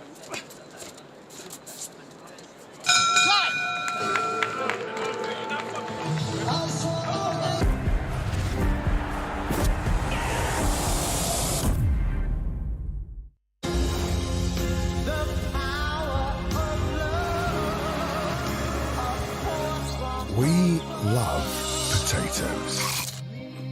So you can love Walkers. Walkers, Britain's most loved crisps. Did you want one, love? Then it has to be. You're getting lazy now. Come on, just don't get lazy. Continue, pick up where you left off. You understand? You can hear Buddy McGann as you watch this replay just saying you're being a little bit lazy. I think that sort of echoes what you were saying, Darren, about just keeping that tempo quite high. And Buddy McGann wants that from him. That's that little glancing right hand there from Torres. I see a little bit of ambition in his work, but I think Almaayouf's just controlling the pace. But I think you're right, the corner are right, just to sustain those attacks now. That tempo, when you get him in the corner of the ropes, don't let him off the hook.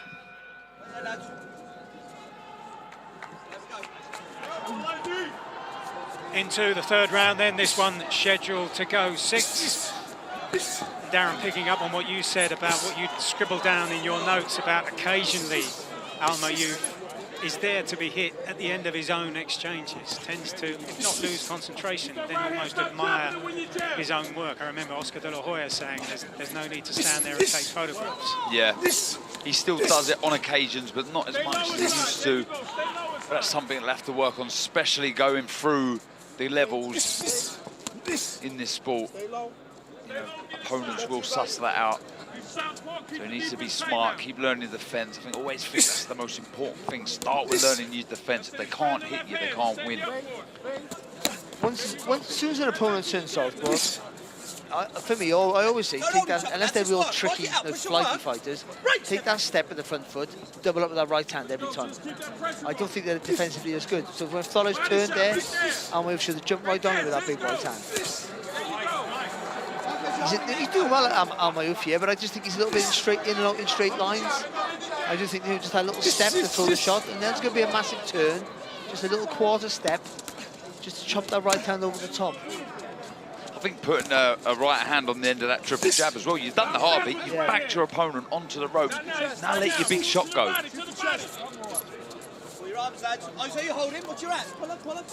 And Lopez Flores, typical of somebody with his kind of record, knows how to look after himself, bringing the shoulders around, whether from the orthodox stance or the southpaw stance, and damage limitation. Yeah, he is very tricky. You know, he sort of takes a couple of rounds just to suss out what Almaayouf or any of his past opponents are doing and sort of knows how to survive. He knows what their strengths are and their weaknesses. He just manages to take the sting out of the shot. Just there, it took a long left hook from Almaayouf, but he's taking his feet out of range. But again, I like what I'm seeing. You know, this is another learning fight against a crafty opponent for Almaayouf. Well, he threw the right hand to the body for the change there, Almaayouf, and then continued the combination with the left hook up. There was a little bit more different look to his attacks. I think that's what I'm saying in the corner as well. Like working that body more. And even with that little straight right hand he threw to the body, then he can work back upstairs. I agree with Buddy McGurk there. Keep working that body, keep the tempo high, keep the body shots flowing, then the head shots will present themselves. And a good left hook to the body there, Almaayouf. Working the body inside.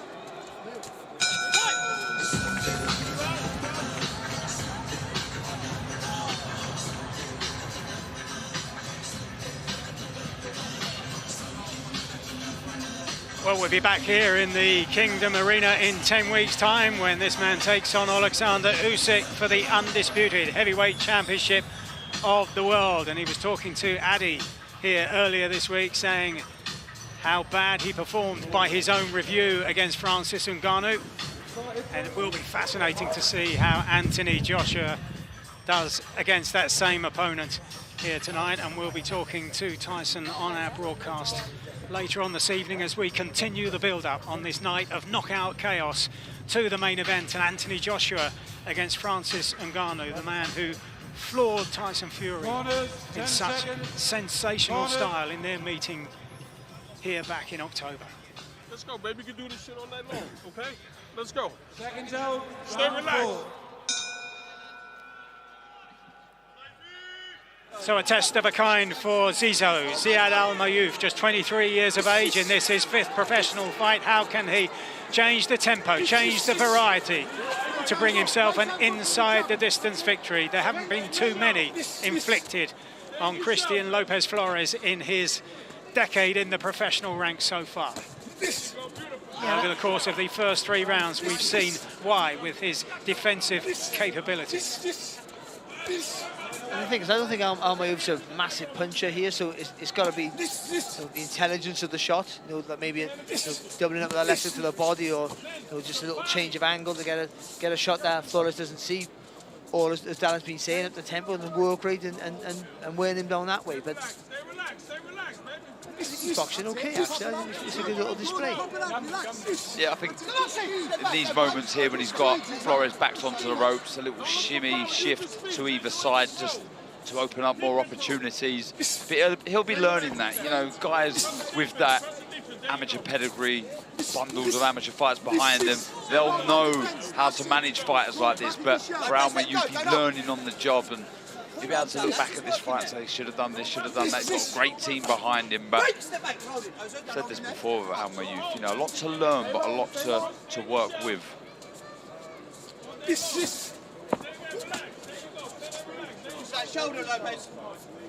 Flores just sneaking the left hand there through.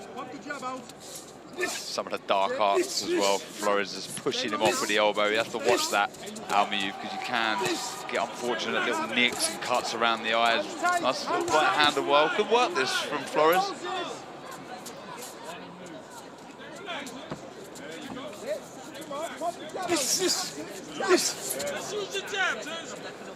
That's the punch doing all the damage there, isn't it? The left hand there for Almaayouf. Just picking up the punch for him here. This is where he needs to take that little step. Just open up that body for the left hook, and it just means Flores can't fire back, can't hold, can't turn you. Slowed down a little bit, Almaayouf.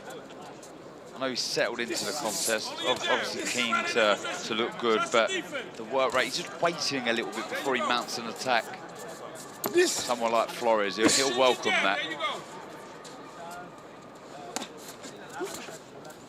And that left hand low, I mean, it clearly for him helps him relax, helps him flow as he lands that right hand over the top. But he is getting, the right hand. It's the right hand. I have to say, over the top time and again. It invites trouble, doesn't it, that low left hand? You have to have really good reflexes, natural vision, or got to be really side on and with that right hand, the left side of your chin.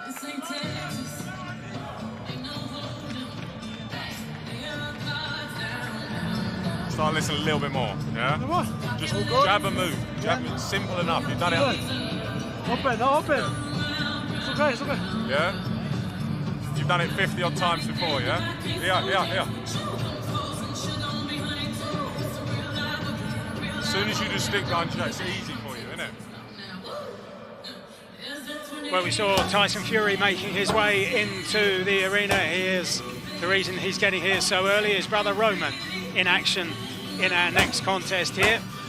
He's been drifting between the cruiserweight and heavyweight divisions. His other brother Tommy also in the dressing room. Corners, 10 seconds, corners. He's been talking here this week also about that damage to the eye inflicted in sparring. That big showdown against round 5. Alexander Usyk was scheduled to have taken place in this very ring 3 weeks ago, but now put back to May the 18th. It'll be live again on the DAZN pay-per-view. Couple of rounds to go here then in the continuing education of the first ever Saudi Arabian professional boxer, Ziad Almaayouf. Yeah, the tempo's dropped a little bit from Almaayouf. I think he put quite a lot into those opening couple of rounds, looking to impress, and Flores has kind of figured him out to a degree, knows how to ride the shots, slip the shots, and there's some damage to the nose of Almaayouf, and I think he's struggling to breathe a little, and I will agree with you, Mike, that lead left hand has invited shots from Flores.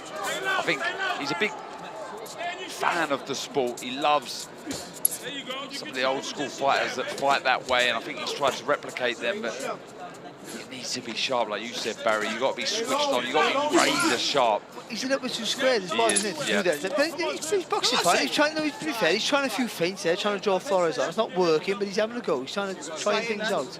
Sometimes, as you say, Darren and Barry, what works on YouTube doesn't work under the lights. Yeah, you've got to find your own style. What's natural to you? But if you are going to adopt, another fighter's style, you've got to perfect it. That's nice. She's blocking with the right hand, throwing his left hand out there. It's a little bit of work. Good reactions there from Almaayouf. I like the feint as well. Trying to draw the lead of Flores. Crafty though, I've said it time and time again, so tricky. He's not going to fall for that, but those feints will come in handy later on in his career for sure. There's a bit of power in that left hook, isn't there, from Flores as well?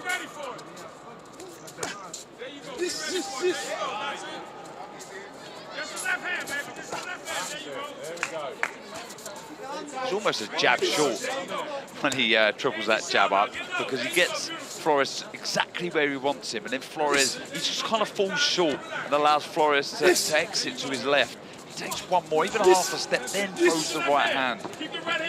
Like I say, you've done the hard work, you've got your opponent where you want him. That's good work, right hand to the body, left hook upstairs. Just the jabs, he's put the jab out, come on. He's not quite convincing with it. He's trying the feint, but he's sort of stamping down rather than in with the front foot, if that makes any sense. He's too obvious with the feint. Yeah, it's not subtle, is it? You've got to slide that front foot, haven't you? You've got to threaten with the front foot. So the thought, the idea is, he's just not quite, haven't quite got it right just yet. And that's why these fights are fun, of course. You fight a guy with no journeyman, we call him, because you get the rounds, you get the experience, you get to try things out that you're working on in that gym. Because against someone like Flores, that's akin to saying, here it comes. Yes.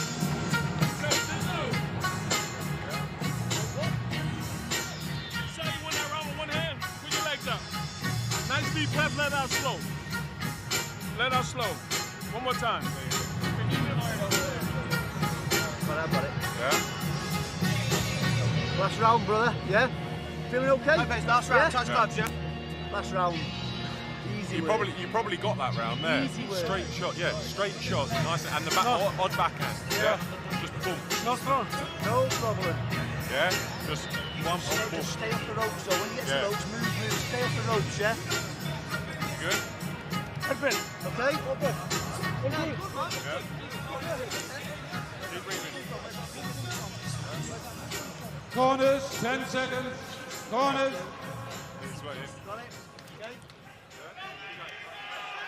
Set then for the sixth and final round. Almaayouf trying to drum up the support of the crowd, but as you saw there, not too many in at the moment. Here early on, the card just came up to 7:30 in the evening local time on a bill that will go deep into the early hours of the morning here in Riyadh. Another good double jab. Just didn't throw the right hand afterwards, just missing that time, but that's what he needs to do. And let me tell you now, look, Almaayouf will not be the last man that Flores frustrates. He's made a trade out of it, he's made a living out of it, rather. And these are valuable rounds for Almaayouf, but like I said, there's a lot to work with. Hand speed, I've been impressed with. Still needs to tidy up defensively, but I've seen good variation as well. With a jab, up and down, the right hand to the body, work with the body now. A lot to like, a lot to work on. I was thinking, he's troubling the jab and then throwing the right hand, but Flores is turning his body to the right, so the left shoulder's blocking most of it. He can't get that right hand over the top.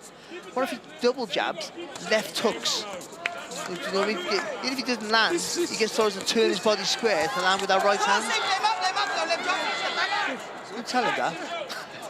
But you're right though, instead of go looking for the shot. I want the validation from yourself. Just use the movement of Flores to help you find the openings.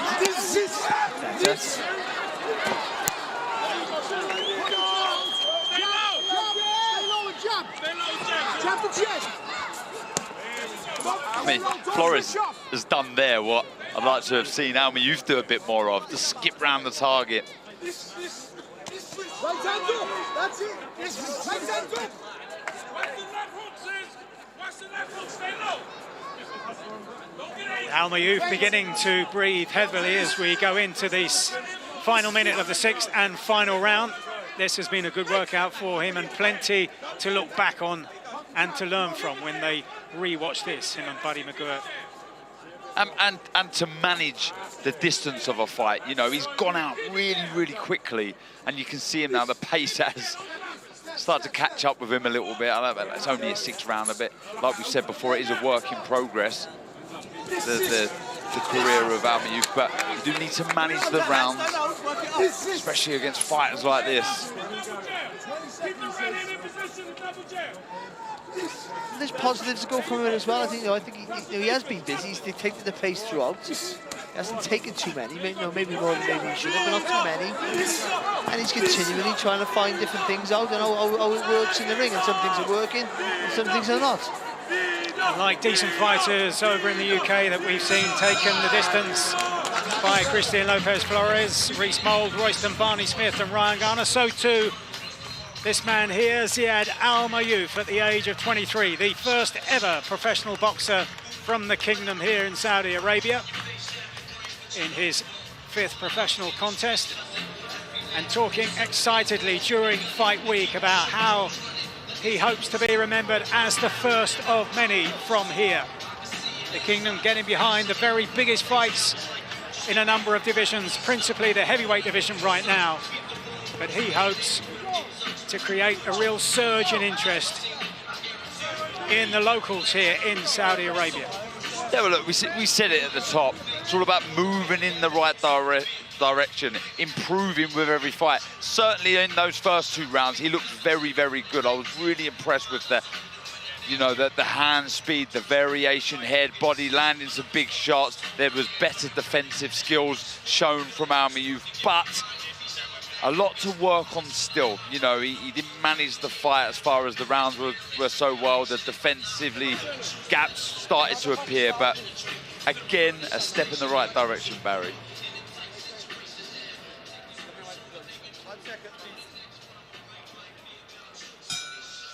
Ladies and gentlemen, after 6 rounds of boxing, our referee in charge, Kieran McGann, scores this contest 60-54 for your winner from Riyadh, Kingdom of Saudi Arabia, and still undefeated, Ziad Zizo Almaayouf. So a workmanlike performance there from Ziad Almaayouf, but the reaction there tells you how much it means to him to be boxing here in his native Saudi Arabia. His 3rd fight here in the kingdom, the first time in this arena, as he takes the embrace there in the corner of Paul Smith. Buddy McGirt there just alongside Ziad Almaayouf, has been working most recently, as far as the Smith family are concerned, with Callum Smith. As they pose for photographs. A proud Saudi, was actually born in New York, was Almaayouf. Raised in Egypt, lived there with his mum while his dad was traveling to and fro between there and here in Saudi Arabia on business. Almaayouf now delighted with his night's work. Let's get his thoughts now. He's up there with Ariel Hilwan.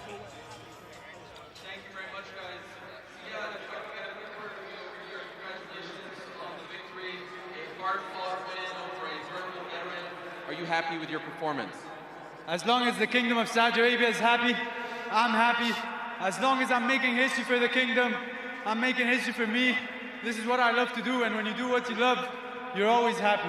But I want to kick things off by thanking the custodian of the 2 holy mosques, King Salman, and His Royal Highness the Crown Prince, Mohammed bin Salman, for empowering me and giving me the opportunity to carry our flag. And of course, President of the General Entertainment Authority, who is now the #1 most influential figure in boxing, His Excellency Turki al-Sheikh. This is what we do, Saudi Arabia! And I'll do it again and again and again. Put him in front of me, and they'll never stand in front of me again. I love you, Saudi Arabia. And I'll see you at the next one, inshallah. Alhamdulillah. Could I ask, you are flying the flag for Saudi Arabia in boxing. You are the guy. Do you feel nerves, pressure when you fight here as opposed to outside of the country? Of course, but with that much pressure comes so much privilege, and I have to expect these emotions to be able to deal with them. I can't expect to be on the biggest cards of the year, the biggest cards of history. I can't expect to represent the Kingdom of Saudi Arabia in front of all these people and not expect the pressure to come with it. So when you expect emotions, you can deal with them perfectly, and that's what I love to do. I saw you had a nice embrace with your head trainer, the legendary Buddy McGirt. What did he say to you after the fight? Listen, Buddy McGirt has the PlayStation controller, and I'm the video game. He presses buttons, and I do as follow. What he says, I do. If I don't do it, I don't win. Shukran. Salam alaikum. Congratulations. Thank you, and for everybody coming to Saudi Arabia, welcome to Saudi Arabia, baby! Guys, back to you. Local interest then as we build towards the main event, and here, Darren and Barry, your review of what we've just seen. Yeah, I thought he came out in the first round really controlled. He had that side-on stance, that shoulder tucked in, that chin tucked into the shoulder, trebling up the jab, trying to just push Flores back. Couldn't quite get that right hand on target. Didn't really adjust the feet, but kept plugging away, just dictating the pace all the time. Flores, every now and again landed with a good the left hook, see it there with the gum shield coming out. The odd right hand as well from Flores, but mainly it was Almaayouf who controlled everything from the first bell to the last, Darren. Yeah, just as he got a little tired, the gap started to appear defensively, but those first 2 rounds showed real improvements, and we see Buddy McGirt, they've got a good project, an exciting project in front of them. Well, still 2 fights left here in the Kingdom Arena before our main show gets underway. Joshua against Ngannou, and the chief support, Zile Zhang against Joseph Parker, plus 2 world title fights and plenty more. Quite simply, if you love boxing, you'll love DAZN. Okay, champ, I know why you're here. You're a born winner, the top dog. You have a proper punch on you. It only takes one, eh? But I know you're not all about throwing haymakers. You know your bobs from your weaves, and you know the zone's got over 100 live events every year. Over 100. Proper stat. All the action, the chaos, the comebacks, the non-stop knockout. Big fights every week. So get those gloves back on. Together, we're boxing royalty. The zone, undisputed.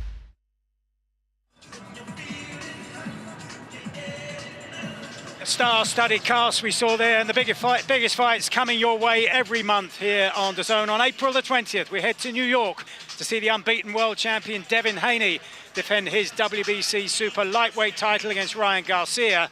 And then on May the 18th, we're back here in Saudi as we find out who is the best heavyweight on the planet when Tyson Fury and Alexander Usyk meet for all the belts. So much pressure on young Ziad Almaayouf, a lot of pressure on young Roman Fury. Yes. Obviously, look, got the Fury name, which does a couple of things here. Opens doors for you, I think he's acknowledged that, but also makes you the hunted. Everyone wants that Fury scalp. What do you do? This is only his full fight. He's now a heavyweight, former cruiserweight like yourself. He's starting to build up into a heavyweight now, though. I think you should just go with it. If he's naturally filling out, don't try and bore yourself down. Let it flow naturally. He's a big family. His brother, his father, everybody's a unit in his family. So go with it. Don't bore yourself down. Let it flow. He's got that fighting blood, so it should come naturally to him. He's probably been fighting his whole life, maybe not in the ring, but probably sparring his brothers at home. And this is the opportunity. A lot of pressure, as you said, but the Fury's right to the pressure. So I'm looking forward to seeing his progression. Yeah, let's see how he gets on. It's the third fight of the night. It is Roman Fury versus Martin Svarc. Thomas Schreiber is in the ring, so let's throw it down to our MC. Ladies and gentlemen, we continue now in the heavyweight division. Let's welcome the undefeated Martin Svarc.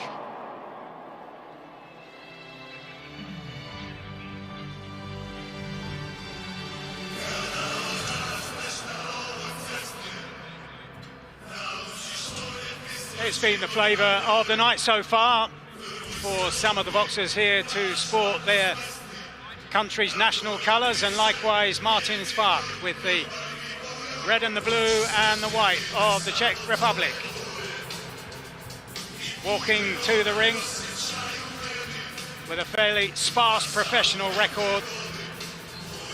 2 wins, one of them inside the distance. At the age of 29, a relative latecomer to the professional ranks. And those 2 wins on his record came against local opposition in the Czech Republic. And this a very, very different occasion here tonight, as it has been all week, and a real test for Martin Svarc long before he made his ring walk.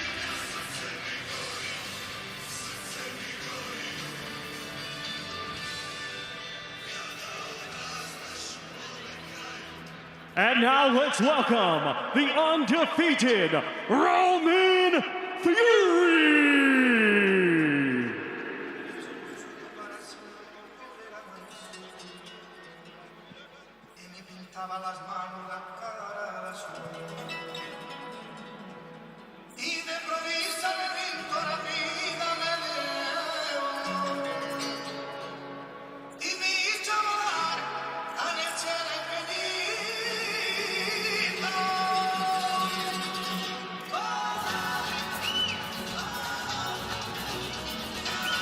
A family affair with Roman leading the way, and Tommy and Tyson and Dad John in the background supporting him all the way, as we saw earlier on this evening on the broadcast in the dressing room behind the scenes.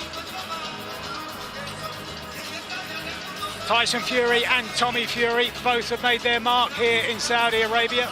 Tommy Fury with that win against Jake Paul, when many fancied Jake Paul to get through on that particular occasion, and according to the fan zone, overwhelmingly in favour of Roman Fury here to make it 4 wins in a row in the professional ranks after 17 months since starting his career fighting for pay.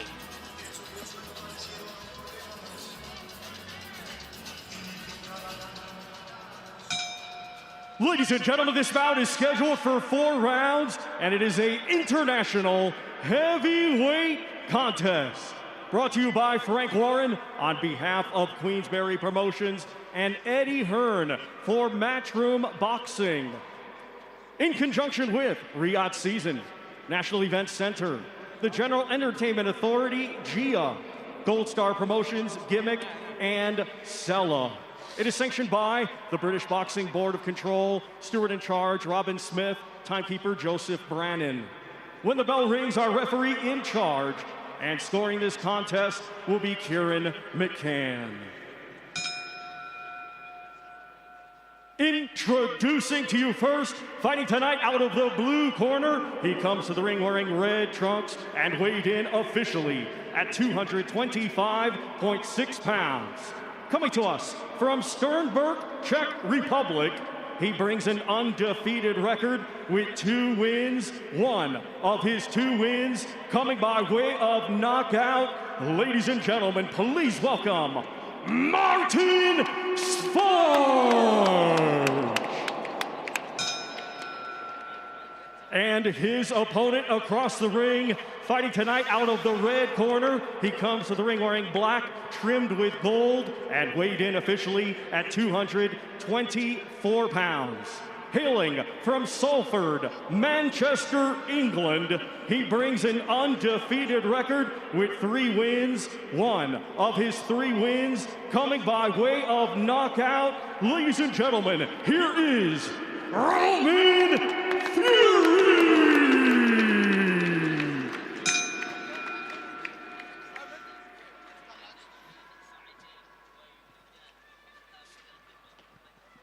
Right, boys, listen up.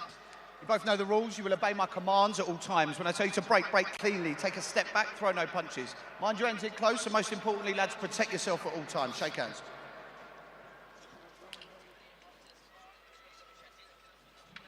Plenty of interest then in the ongoing development of the latest of the Fighting Furies.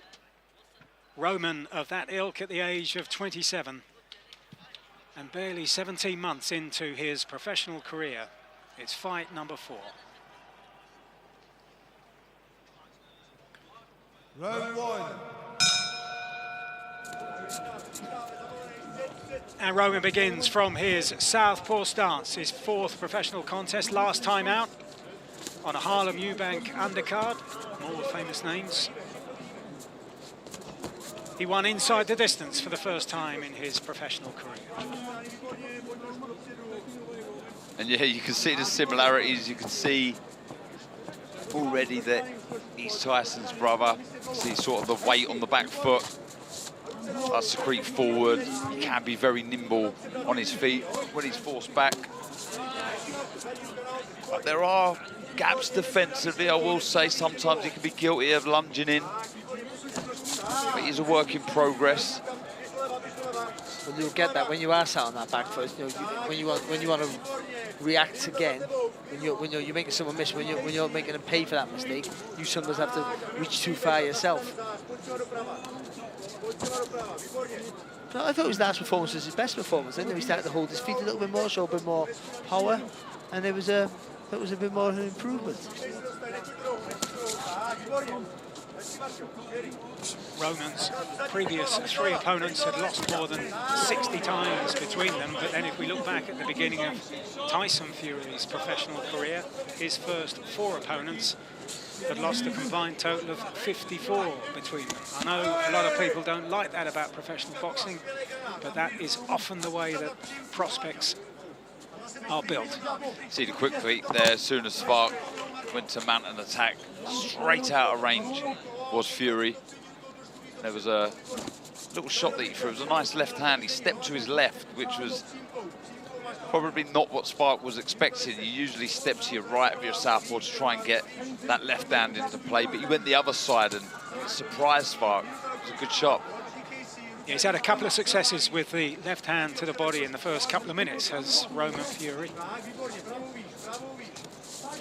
A few moments ago, though, he did throw a left hand to the body. He did get clipped on the temple with the left hook, and that's just reminded him to keep that right hand up when he does that. or get a little bit lower when you throw that body shot. Boxing well here, on the front foot predominantly. Variations, that's sloppy, doesn't need to be doing that. If the shot's not there, don't throw it. As soon as you see your opponent, move away. For your own safety, do not throw the shot. On the front foot, with always a mind of being defensive, isn't he? Yeah. Like his older brother, of course. Svarc sometimes is off balance as he throws his own right hand, so potential for Roman Fury to time that as he launches forward. That's a lovely left hand. Back comes Svarc though.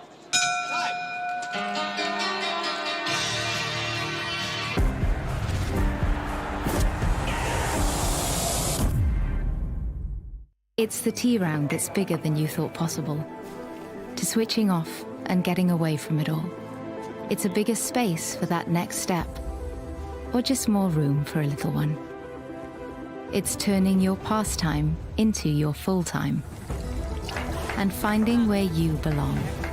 It's making small choices that become part of something bigger. Together, we make the important things happen with finance that's right for you. Navuna. Hey, let's see some more lateral moves, some more footwork. And don't go back to the straight line. Yeah, composed, controlled start from Fury. Took a couple of silly shots that he didn't need to throw. He landed a lovely left hand, then he was guilty of admiring his own work. He got caught with a right hand. Brother Tyson, pleased. Let's go, corners. Get the stool down. Box. Referee Kieran McGann waiting for the check corner to clear before he allows the resumption. Round 2 then scheduled for 4. And this in turn the 4th professional contest in the career of Roman Fury.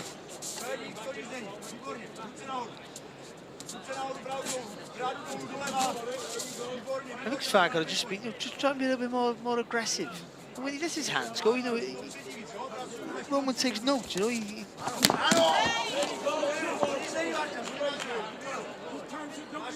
It wouldn't be a bad option for Svarc, I think, to double up with his right hand. Yeah. When he gets close, just got to be quick on those feet, though. We've seen Roman Fury now starting to plant his feet. He'll take half a step back. He's trying to look for that counter now with the left hand. So it's important that Svarc is a bit more cute when he lets his hands go. That's better there from Fury. Just a little, it was a subtle feint, but enough to let that left hand go a little bit more freely, give him a little bit of rhythm. It wasn't like a feint to put Svarc on aware, just enough to give a little bit of a momentum.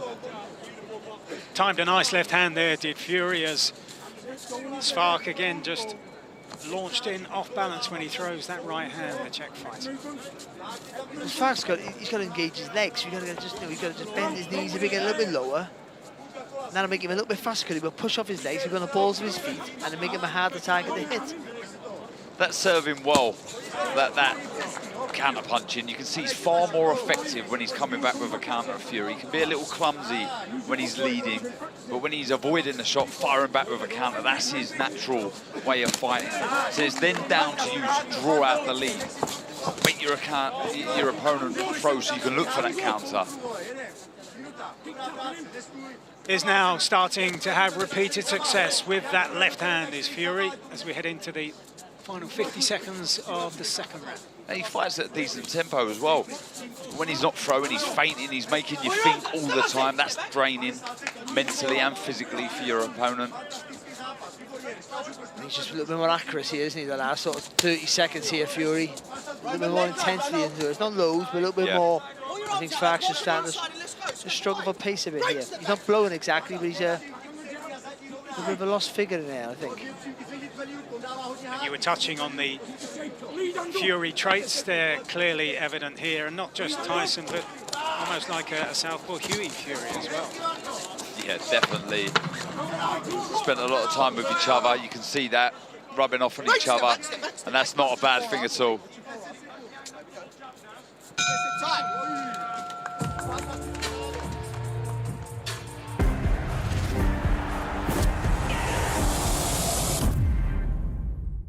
Pot works. They just work.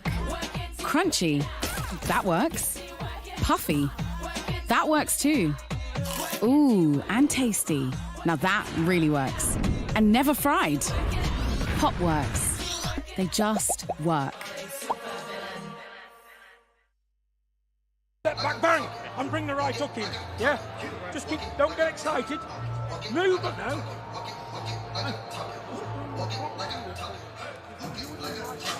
We've been talking a lot so far tonight about the transition into boxing from MMA of Francis Ngannou, but this is a man who is a long way further down that road, Jack McGann, talking this week at the press conference about how well training has gone in New Mexico in the United States.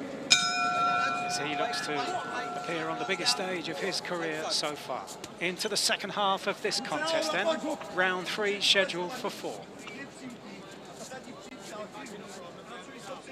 I'd have to agree with John Fury in the corner there, asking for his boy to take a step back and look for the uppercut, throw the uppercut, then follow it with a hook.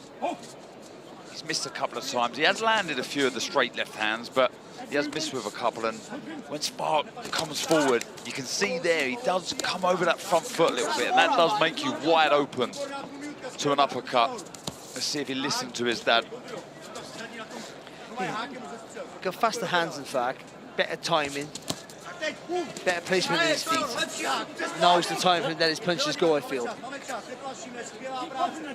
You can feint your way in, do all this, be tricky, be sit on the back foot, but when you let your hands go, be precise with it, do it in 3s and 4s, and then don't do that jump back. He's just not as comfortable leading, is he? Just wants Svarc, but Svarc's starting to let his hands go a little bit more in this round, so that will present openings for Fury.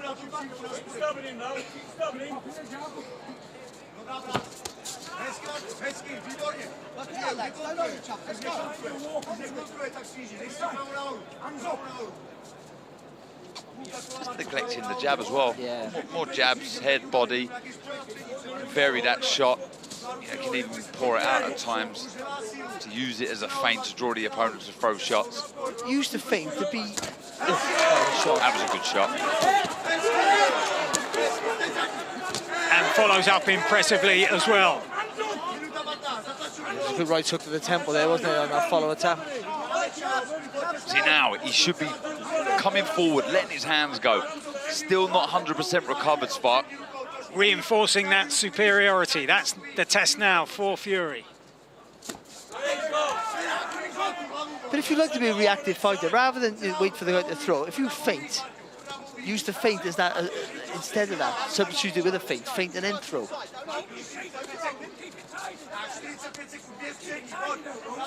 Yeah, again, John Fury saying keep it tidy. I would agree with that. A little sloppy at times, but he did have an opportunity there to build on it, but it's a nice counter punching from Fury.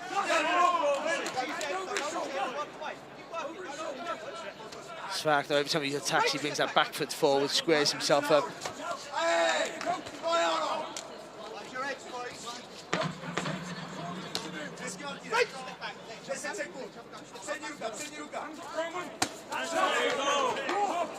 He felt that there, Svarc, I think.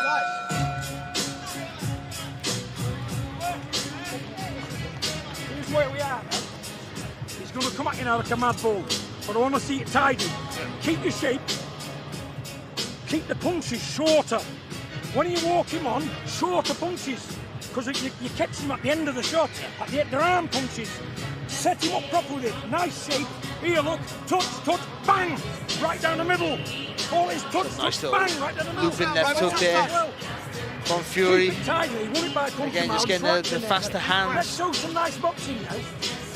There's his big brother there, well happy with that, encouraging him. Boxing nice. He's doing well, he's winning the fight. Keep it up now, it's going to be dangerous. A little bit more we expect from him. I think he's a little bit more to give. Nice one there. Yeah, I agree. Bang, bang. Yeah. Keep your hands up. I guess it's a blessing and a curse having that surname. You know, you expect big things, but like we said at the top, he is a work in progress.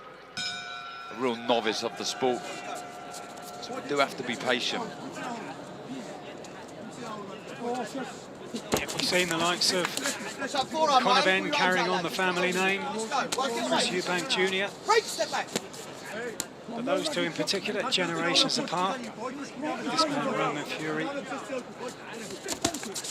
having to do it in the same era as his brothers.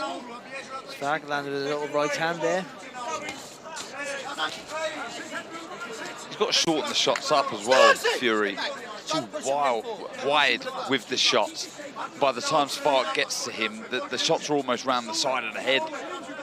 He needs to shorten the shots up, to sort of twist from the hip instead of winging the shots out wide. When he rushes him, he squares up his feet. But because Fury takes a step and then leans over, he can't take that other step to push off with that left hand. And that's what he needs to do.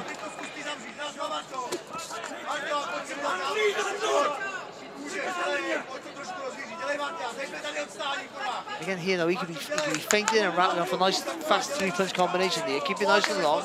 You got a nice little long right hook. There's Roman Fury. Yeah, learn that for sure. You can still be busy being a counter puncher, feinting, throw a shot, come back with 2 once you've missed your opponent's shot. I mean, that will all come, I'm sure. It does need to be busy, just waiting too much.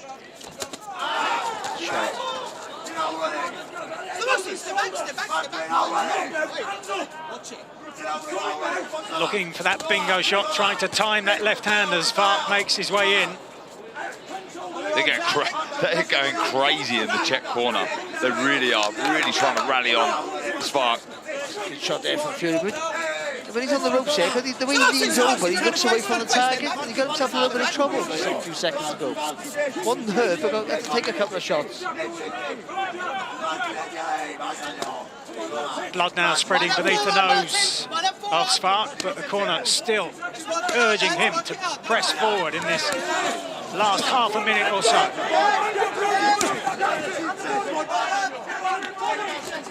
I think Svarc would have liked this to have been a 6-rounder. Starting to come on a bit stronger now. I think he feels that Fury's feeling the pace. The corner's going crazy in the Svarc blue corner there. For sure, the Czech man's feeling the pace as well, but... You just saw him glance up at the big screen there to see how long was left on the clock.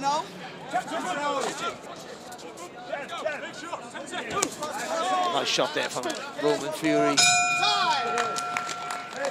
And almost the signature shot, the left hand, which was the most successful punch of the contest for Roman Fury, watched on by Tyson, who will be in this very arena, in this very ring, on May the 18th, live on DAZN pay-per-view around the world.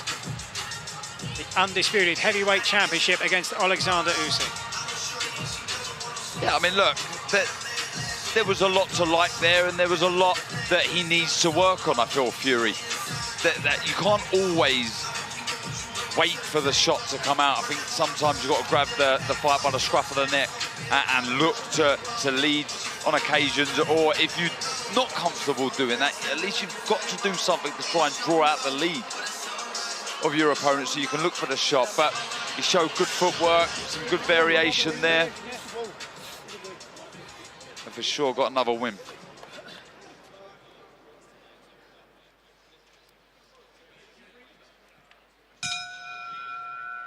Ladies and gentlemen, after 4 rounds of boxing, our referee in charge, McGann, scores this contest 39-37 for your winner and still undefeated, Roman Fury! So applause from the Fury clan for the win for Roman, 27 years of age, 4 straight wins now in his professional career.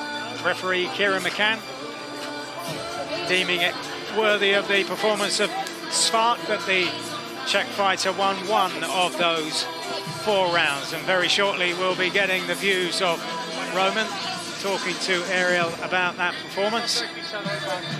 Taking up boxing during the pandemic, started training alongside Tyson and Tommy.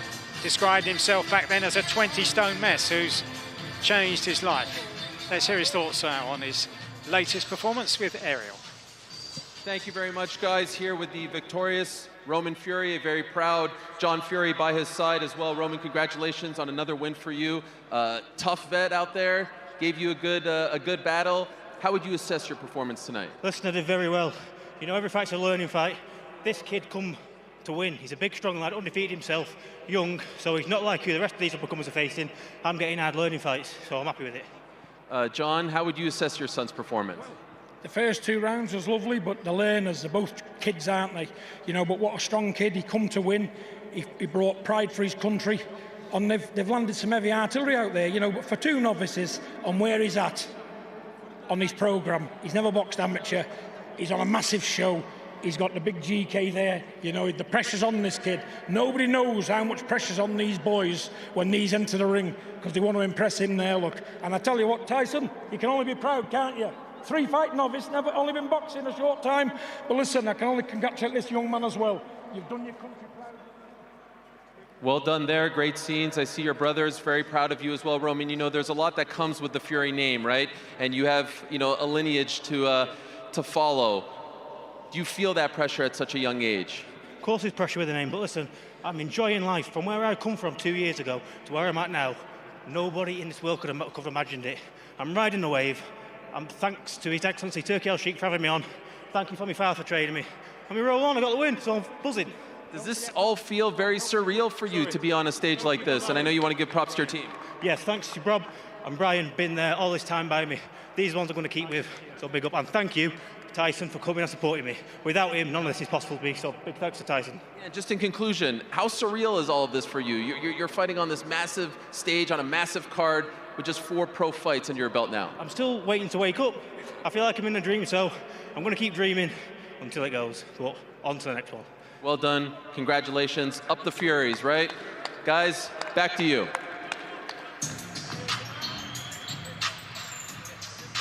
Thanks, Ariel. And this was the reaction of Tyson Fury to the win of his brother Roman.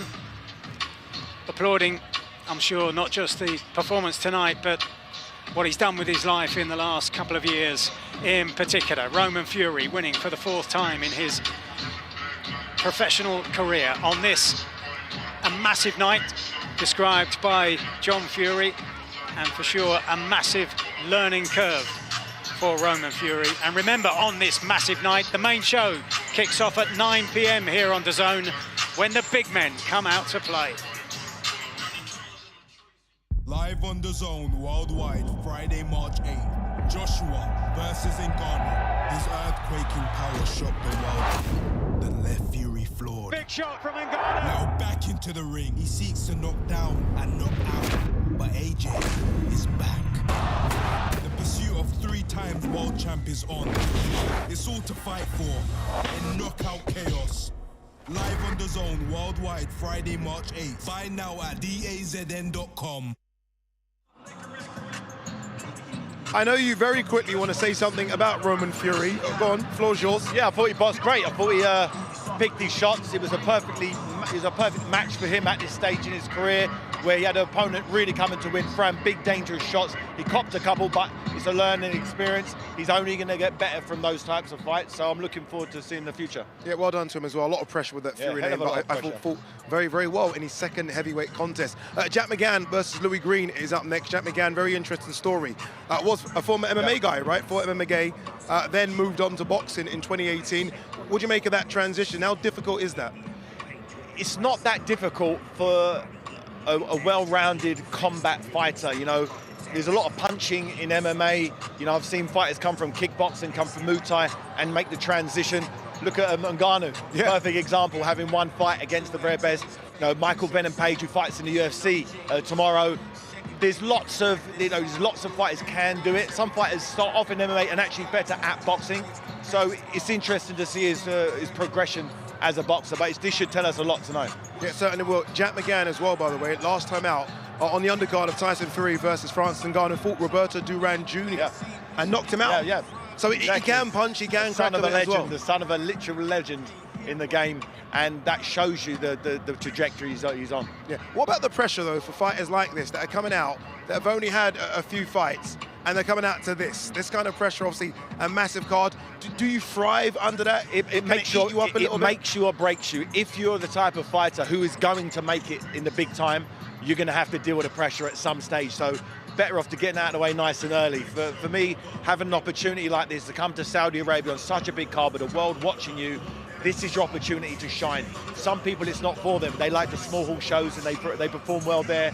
But this is Saudi Arabia. Yeah, not it doesn't get any bigger than that, David. I mean, look, you fought all over the world. I mean, nowhere like this. This is why I know you're itching to come back, David, because I know you want a piece of this, David. You want to fight in the kingdom. But no, look, incredible arena. And it's funny because we're here 48 hours earlier. There was a football match being played right where we are standing right now, and they've transformed it into a boxing arena. Earlier on today, you could see the turf underneath. Today, you could see it, and all of a sudden, it's a boxing arena. I don't know how they do it. They're very well organised over here, that's for sure. By the way, the internet is going crazy at the moment, because yesterday, I don't know if you were teasing me or not, David, but you was like, okay, you know, George Foreman won a heavyweight title at 45. I've still got a couple of years.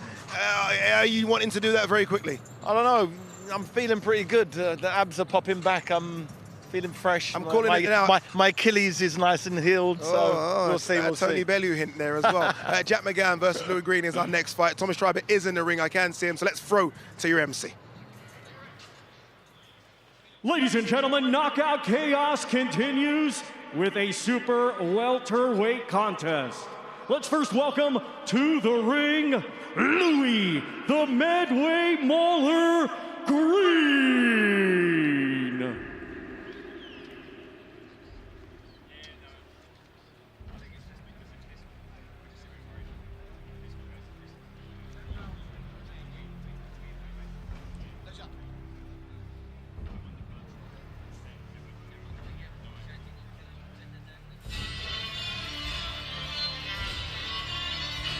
As Louis Greene makes his way towards the ringside area here, this is likely to be very different to what we've seen so far here on the night of Knockout Chaos. So far it's been about prospects being tried early in their careers and continuing their respective stages of development. But here this is very much about winner takes all in terms of where they go on to in this super welterweight division. Don't forget, on the main show, we've got a world title fight in this 154-pound division with Israel Madrimov against Magomed Kurbanov. But here is Louis Greene, the Medway Mauler, as he calls himself. Big fan of the Manasseh Mauler, Jack Dempsey, the world heavyweight champion of a century ago. Let me see your gloves, Louis. How are you, mate? All right? Yeah, I'm good, dude. Good man, yeah, not bad, mate. And now let's welcome the undefeated Jack the Pilgrim McGann.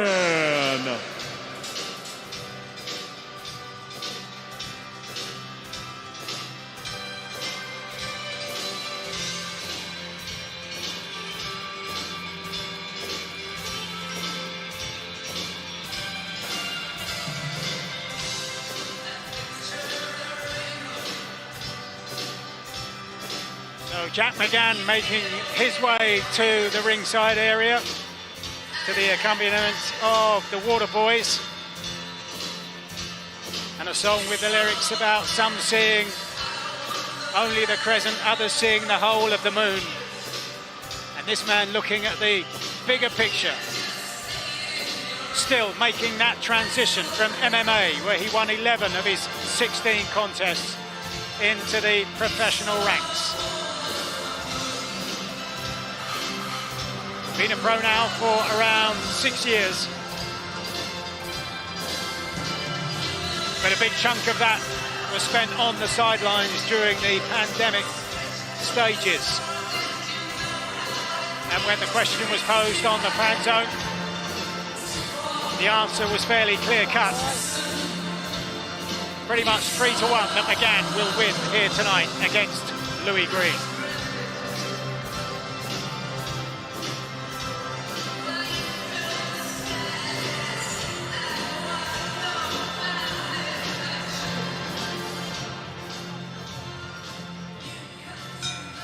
Ladies and gentlemen, this bout is scheduled for 10 rounds, and it is a eliminator for the WBC Silver Super Welterweight Championship. Brought to you by Eddie Hearn for Matchroom Boxing and Frank Warren on behalf of Queensberry Promotions, in conjunction with Riyadh Season, National Event Center, the General Entertainment Authority, GIA, Gold Star Promotions, Gimmick, and Sella. It is sanctioned by the British Boxing Board of Control, Steward in Charge Robin Smith, along with the World Boxing Council, President Mauricio Suleiman, Supervisor Hussein Wishi. Timekeeper is Stuart Lithgow. Our 3 judges assigned, scoring on a 10-point must system, will be Antonio Carrillo of the United States, Ray Danseco of the United States, and Victor Laughlin of Scotland. Our referee in charge, third man in the ring, will be Kieran McGann of England. Introducing to you first, fighting tonight out of the blue corner, he comes to the ring wearing black with green and weighed in officially at 153.2 pounds. Coming to us from Kent, England, he brings a professional record consisting of 16 wins, 4 defeats, with 10 of his 16 wins coming by way of knockout. Ladies and gentlemen, please welcome Louis the Medway Mauler Greene.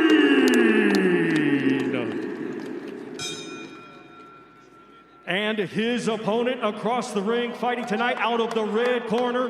He comes to the ring wearing black with silver and weighed in officially at 153.4 pounds. Hailing from Liverpool, England, he is undefeated with 9 wins, 1 draw, 6 of his 9 wins coming by way of knockout. Ladies and gentlemen, here is Jack the Pilgrim McGann.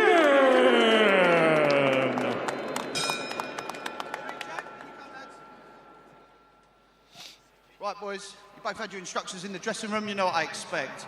Keep the fight clean, obey my commands, and most importantly, protect yourself at all times. Shake hands.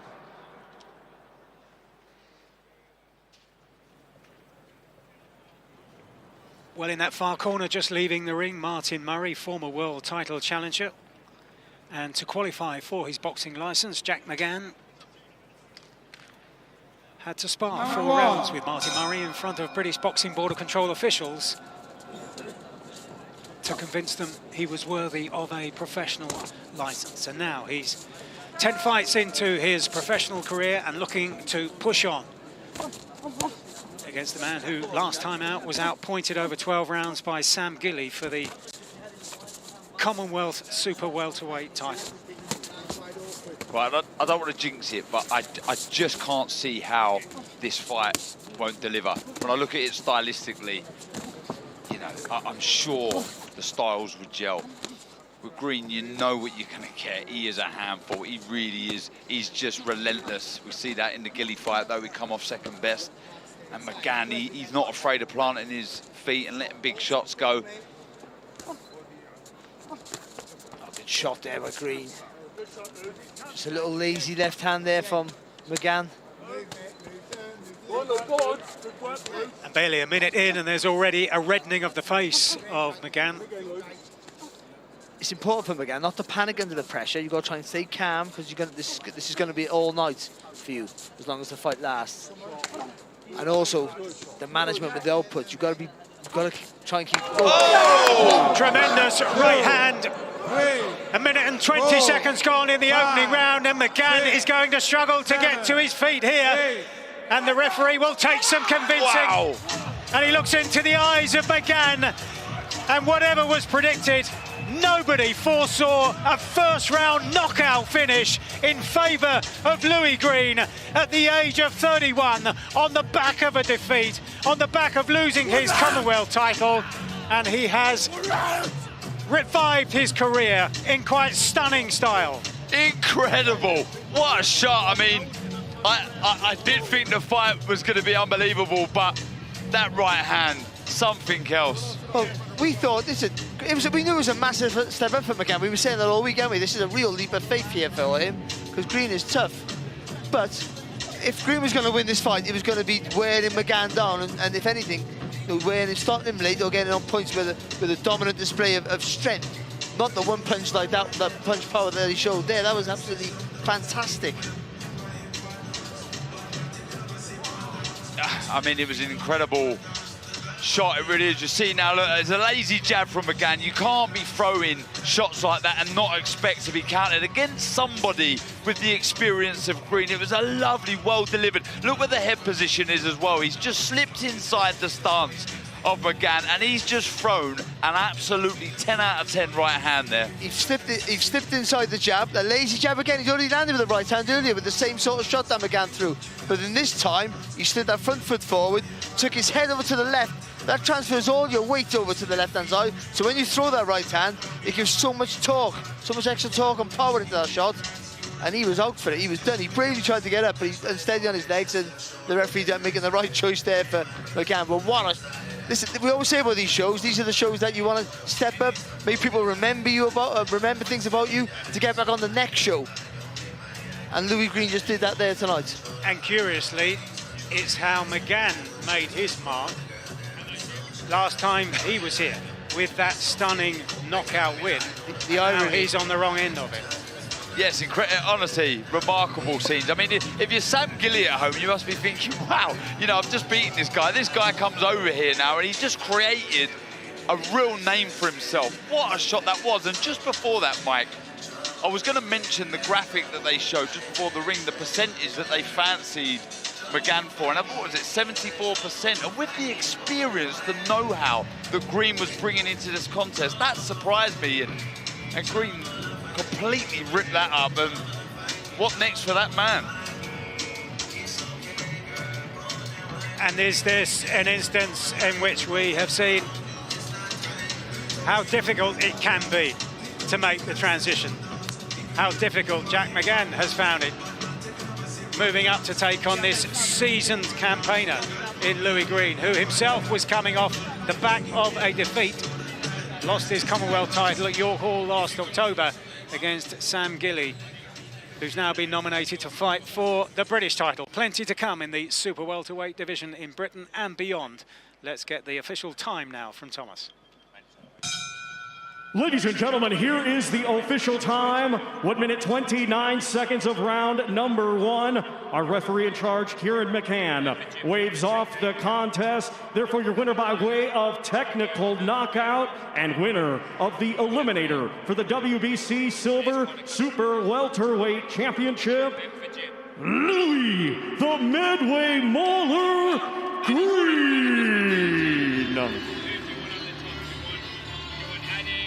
Well, if only you could read the thoughts on the face of Jack McGann as the official time was being announced there. Louis Greene at the age of 31. What a tremendous boost to his career.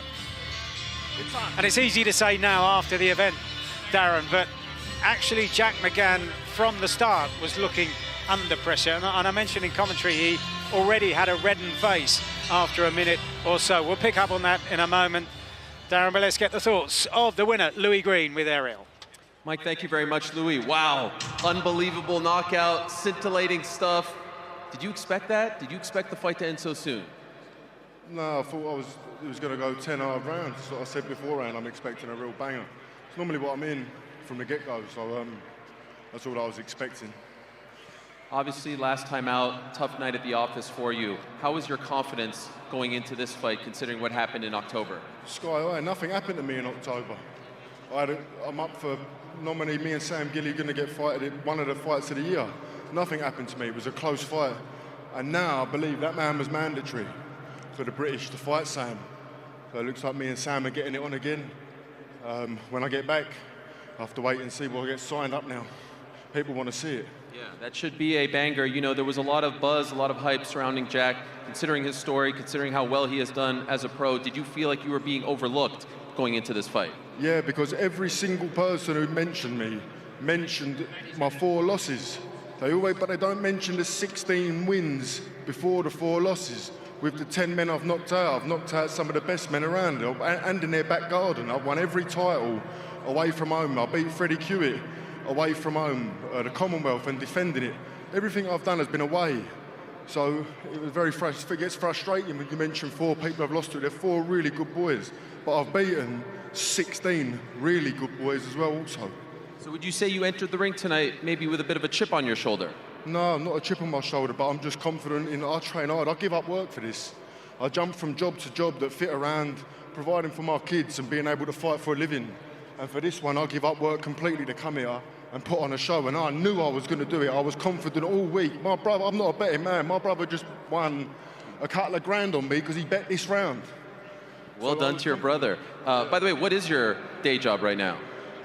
Well, I was digging holes, fitting the water mains, and my pal George, who's sitting there in the slum we live in down in Carnation in Medway, that's going to be rammed with the beers when I get back, boys. Yeah. And now here you are on a stage like this, a scene like this. What has this experience been like for you here in Saudi Arabia? Me and my dad come from nothing, absolutely nothing, just a working class background, and I was a bad kid. I was on my way to prison, and my dad saved me and stuck by me, and my dad's a postman, and my dad's here with me now, sharing all of this. I can't even put it into words how it feels. What was the key to not going down that bad path, if you will, going down the path that you're on right now? My first son when I was 16. I had a son when I was 16 years old, and I feel like I owe my life to him. Where's your son right now? Watching right now with my other son and my daughter. I love it. What do you want to say to them back home watching you right now live? I'm going to ring you in about 5 minutes, and I love you with all my heart. When do you want to return? This was a quick one, obviously. Would you like to return relatively soon? Yeah, I'll go again tonight if they paid me. Well, maybe tonight you celebrate. Looking forward to your next one. Once again, congratulations, my friend. Thank you very much. Guys, back to you.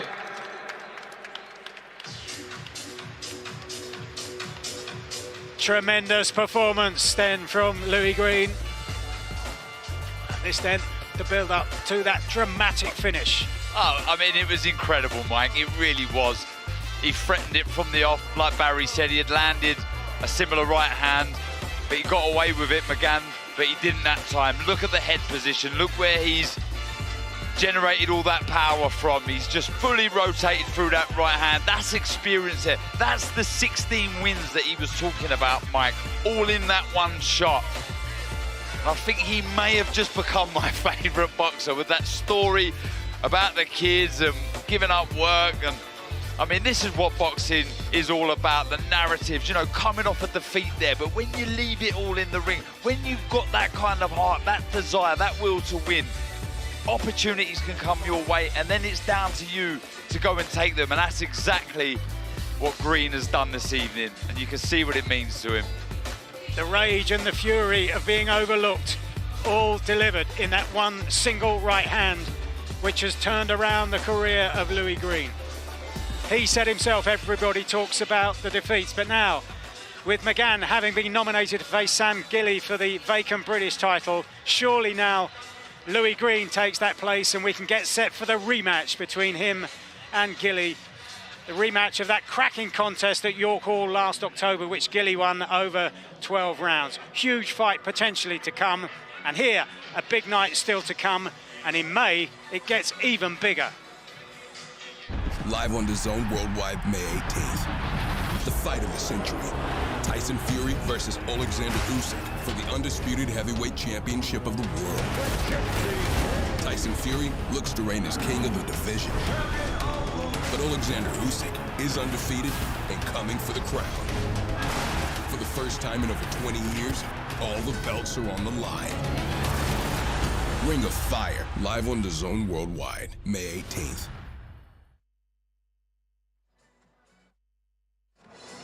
I'm not quite sure how Louis Greene would have predicted the win would have come tonight, but that surely would have been in his wildest dreams. Conor Benn joins us now. Barry Jones just ran from commentary position. Barry, look, we said this was a big step up for Jack McGann, and it proved it.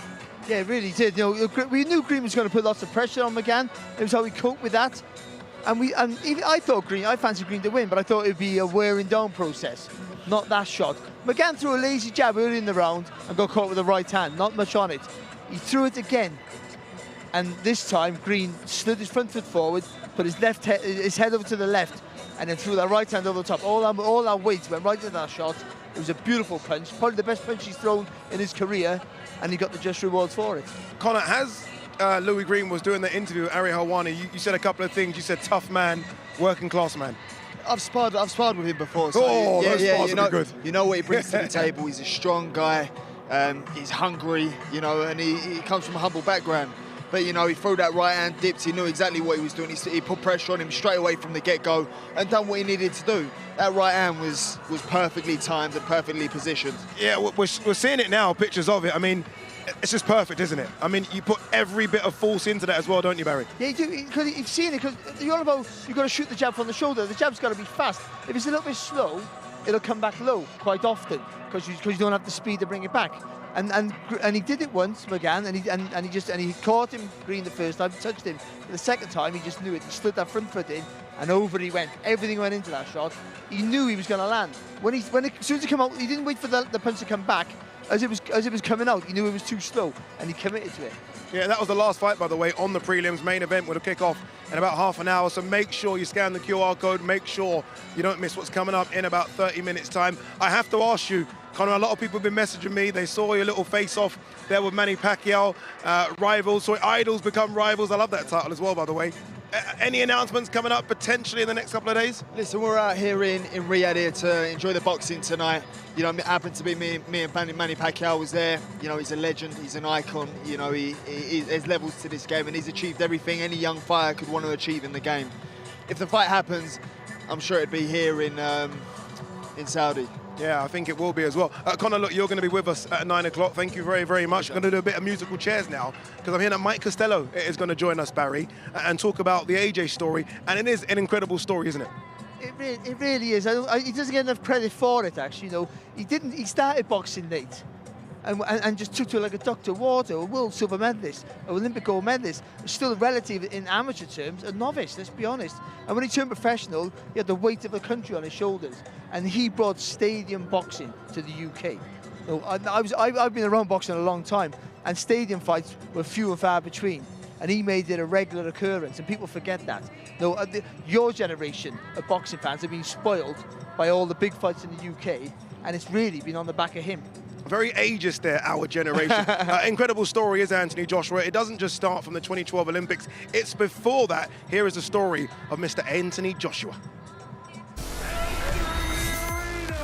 Anthony Joshua! It's perfect balance, perfect execution. Brilliant right hand from Joshua. Left hook from Joshua. Wonderful variety. Beautiful shot. Oh, boy, he got caught with a 1-2 piece, and he's up against the ropes. Oh, it's all over. Joshua's back.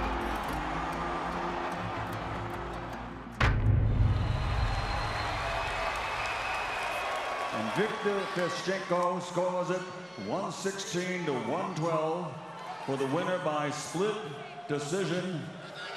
And still the unified heavyweight champion of the world from Ukraine, Alexander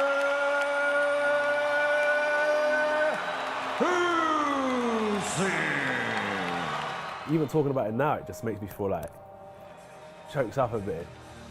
I wasn't supposed to lose in my head, and it just hurt the defeat. I think he's really angry. I think he felt he won that fight tonight. I think he did all he could. When you put everything into something, and what I gave wasn't enough, it's not easy. There's no silver medal in boxing. The only thing we get credit for is winning. On that night, a second defeat by the same fighter, and I thought this might be the end of him at this highest level. If we look back at his behaviour after the second fight against Alexander Usyk, when he was criticised for what he did in the ring with the belts and what he was saying, I think it's clear that it's been really difficult psychologically for Anthony Joshua. How did you beat me? Let's do this. How? It was a mad time for him, because he's thinking, do I get back to the pinnacle of the heavyweight division? Why am I getting beat by a guy who's half my size? After the aftermath, it's done. I lost, but I still have so much to gain. I came back to the UK for Christmas, and then early Jan, we ended up going to Dallas, Texas to meet with Derek James. He's experienced absolutely everything the boxing can throw at you. He's had setbacks, the likes of the Andy Ruiz fight, now the Alexander Usyk fight. Everybody writes him off and says he's done. This lad is basically still a novice when it comes to boxing terms. I think he's had about 50 fights, 60 fights in his whole life. He's bypassed so many levels because of athletically, he's just so good. World Championship silver medalist, Olympic gold medalist, unified heavyweight champion. It's insane. A peak AJ was probably the Vladimir Klitschko fight. It was phenomenal. Nearly ripped Vladimir Klitschko's head off with an uppercut. I think it was in the picture where the neck stretches about 3 foot. You look at Anthony Joshua there and you go, do you know what? After that fight, you pretty much ticked every box. AJ's speed and development has gone so fast. He's always going to be playing catch up with the actual boxing experience because it's only them rounds of and years of being in the gym that allows you to gain that experience, and he's getting it now. And now entering the arena, AJ Anthony Joshua! The 3 performances of Joshua across 2023, I think signal that he's coming back to something like his best. Good right hand behind it. He was heavily criticised for his performance first time out against Jermaine Franklin in London, the tough American. I think that's a performance that might actually age well. Good uppercut. Oh, tremendous left uppercut. Wonderful variety. I always felt like stamina was one of the issues that I was facing. So, you know, for me personally, to go and get 12 rounds under my belt was really good. It gave me confidence that my stamina's improving and I'm ready to now let my hands go. And even if it goes 12 rounds, I have no worries.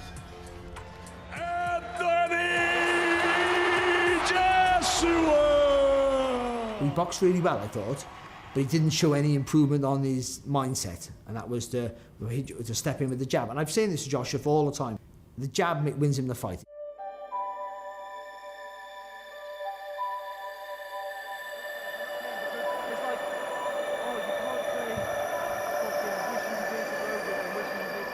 Be my commands at all time. Defend yourselves at all time. God bless touch gloves. Robert Helenius, who is a decent fighter, like Andy Ruiz back in 2019, is a decent fighter, but you think Joshua should have the better of him. But this new Joshua, who lacks a bit of confidence, Helenius being a giant himself, who knows? And he didn't box great. It was a little tentative at times against Helenius. It was a little bit like, are we going to see another one of those performances? Good jab to the body. Helenius, late change, late replacement, completely different style. I think it was on the Friday of fight week or something like that. At first it was a bit, not challenging, but I had to download the information that Helenius was presenting me, and once I'd done that, I knew what I had to do. The right hand that finished that fight against Helenius is what everyone had been waiting for. That was why everyone was there at the O2 that night. And in an instant, it's all over. The finish was great. And what was great about the finish, not that everyone goes about the punch, it was the commitment to the attack. And listening to Derek James, he jabbed up, jabbed down, took the step with the front foot, and then threw the right hand right through his head and knocked him spark out. And I thought, he believes he can do it now. Anthony Joshua's fights of late have largely been built around the jabs. If there was ever an opponent for him to go back to being the seek and destroy fighter he was earlier in his career, it's Otto Wallin. Let's get ready to rumble! Last time out against Otto Wallin, and we see it again, this precise, accurate, hurtful punching. He's so exciting to watch. He's so hard to beat now. This is good boxing, really good stuff. Yeah. What motivated me the most, it was good because I had all my enemies in one room. Promoters that had come together that had trash talked me, journalists that had come together because they trash talked me, fighters had to come together that had trash talked me. So I was motivated to make my mark and stump my ground that day, to let them know I'm the king of the heavyweight division. That's that right hand to the body. It's a lovely shot. Well, against Otto Wallin, he grabbed the fight by the scruff of the neck. he got straight to the center of the ring and he backed up exactly what he was saying in the build-up. That he was going to bully, he was going to outgun, and he'd done that. After that Helenius knockout, we would just see an Anthony Joshua back to the old mentality, style of fighting, if you like. Oh, he got caught with a 1-2 piece, and he's up against the ropes. It was the first time for a long time that I thought, yeah, this is Anthony Joshua. This is not the guy we've seen the last few years masquerading as Anthony Joshua. This is him. And I thought it was a fantastic performance from the first round to the finish.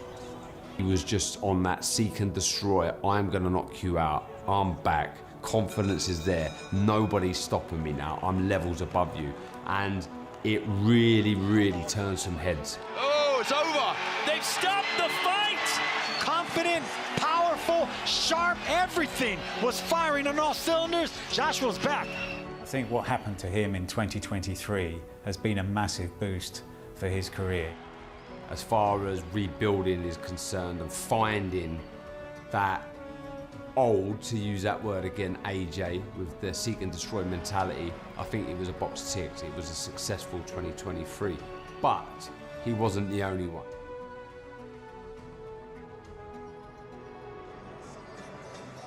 Fantastic piece, it really is. And look, that went in on Anthony Joshua, but the story goes so much deeper. So we got two men here that know the story, not just from it as a pro, but covered him as an amateur as well, in Mike Costello and Barry Jones. Before we get to them, we're just over 20 minutes until the main card starts. You see that QR code, make sure you scan it. I mean, the action so far on the prelims has been fantastic. Main card is going to blow your heads off. It really is. It's going to be really good. Let's talk about Anthony Joshua, because it almost feels sometimes, Mike, that he's disrespected a little bit, all right? Stadium fights aren't the norm. He made them the norm. Big arena fights aren't the norm in terms of selling them out. He's done that for years.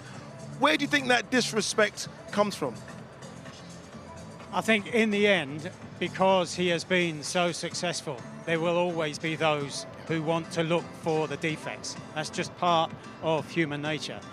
But I thought what he said there in that interview towards the end of that feature that we've just been watching was really interesting about when he was here against Otto Wallin and he saw so many people around and about who had been critical of him all the way down the years, and he said he wanted to put that right. And I thought during that fight week there was something of a comparison with Katie Taylor in fight week for her rematch against Chantel Cameron, where she was getting really tetchy with people that she'd known for a long time in the media and beyond. And it was almost as if Anthony Joshua had that same kind of attitude in his fight week, as if to say, this now is all about me. I'm no longer caring about what other people think of me, say about me. This is about me now, getting my career absolutely back on track. And I think he took that into the ring with him against Wallin, and we saw the result. The story of most boxers is up and down, right? I mean, you win some, you lose some, there are highs and lows. AJ's story is no different than that. Where is he now? Where is this story? Where is the next chapter? Well, peaks and troughs. Yeah. In life in general. He's on his way to a peak, I feel. It's still early days yet. There's only one real fight that was complete in I think with a real tick. The others were okay, and this was a real big tick. The Otto Wallin fight. Yeah, the Otto Wallin fight, the last one. So we need more than that. I think we need to see another dominant performance tonight, I think, to say that he is on his way back to the top again. Talking about how he is as a person, he was criticised for being media trained, which he was. He was a fantastic role model, I thought. The Klitschko, after he beat Klitschko, the amazing fight, the speech itself was as good as the fight. Like you wanted to go training, I wanted to go training. Every kid who boxed went to the gym the next morning, I guarantee it. It was awe-inspiring. But he got criticised. We don't get to see enough of Anthony Joshua. Now he's getting criticised for being himself, because he's too street. I don't know what people want from him. But I think now, as you said, Mike, I think he's realised I can't please everybody, so I just got to please myself and be happy. And I think he seems to be at peace with himself. And I think that's not a bad place to be at this stage of his career right now, where we might not have too long left. I think that's a good place for him to be right now. It's interesting, you mentioned the time left. AJ is 33, obviously looks supreme athlete, so we hopefully get him for a few more years. But there is a conversation about, okay, how long left? What more do you need to achieve? What more can he achieve? Is it becoming undisputed? Is it the Fury fight? Is it the Alexander Usyk get back? What are the targets now for Anthony Joshua? Well, one is the undisputed title. And if that comes along, then it might be another of his ambitions, which is to become a 3-time heavyweight champion of the world. What's always struck me about Anthony Joshua is how keen he is on making his mark in heavyweight history. I'll just give you an insight from my dealings with him. When he won the world title for the first time, beat Charles Martin in 2016, the next time I saw him, I just tapped him and said, "Great to see you, champ." And he said, "Don't call me champ. I'm not worthy of that recognition yet, having beaten Charles Martin." And that, he said, was because of where he stood in heavyweight history. After he beat Vladimir Klitschko at Wembley Stadium on that momentous night in 2017, I asked him, "Can we now call you champ?" He said, "Yes, now you can." When he boxed Andy Ruiz here, or not far from here, in Diretta in December of 2019 and won the title for the second time, I was working for the BBC at the time, clambered up onto the ring apron after he'd won. Before I could ask a question, into the microphone he shouted, "2 time." And that was how much that meant to him. He's intensely aware of the history of this heavyweight division, which extends and appeals way beyond sport. And he's still got, he believes, another mark to make. Yeah, but he needs to win tonight. That's the most important thing. Get the job done here, and then we can start talking about undisputed and 3-time heavyweight world champion. There's been so much discussion about how does Francis Ngannou win? How does Anthony Joshua win? Here is a bit of a breakdown on how Anthony Joshua could win tonight.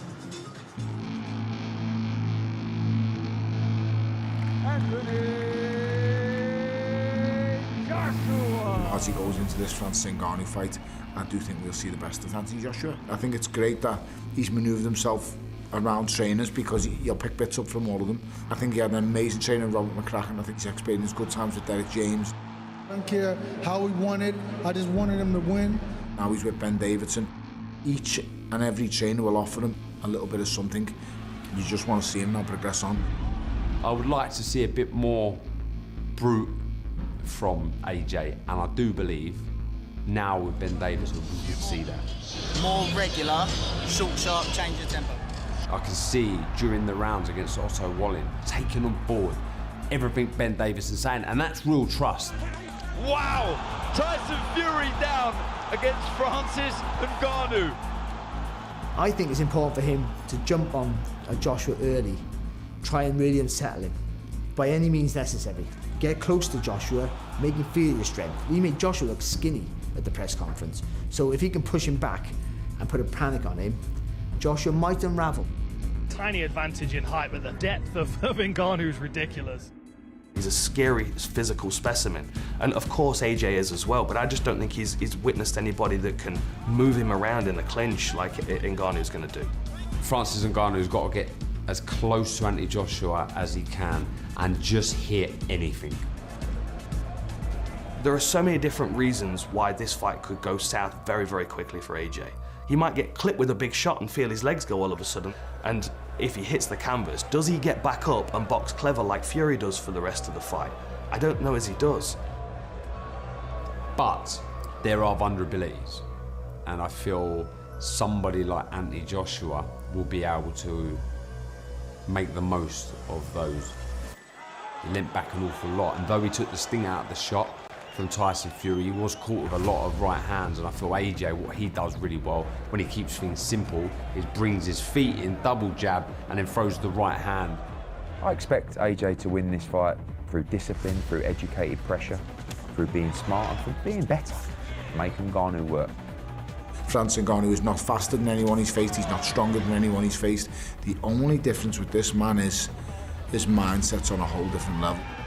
When you look at his background, where he's come from, what he's done to get where he's got, he's a bit of an enigma.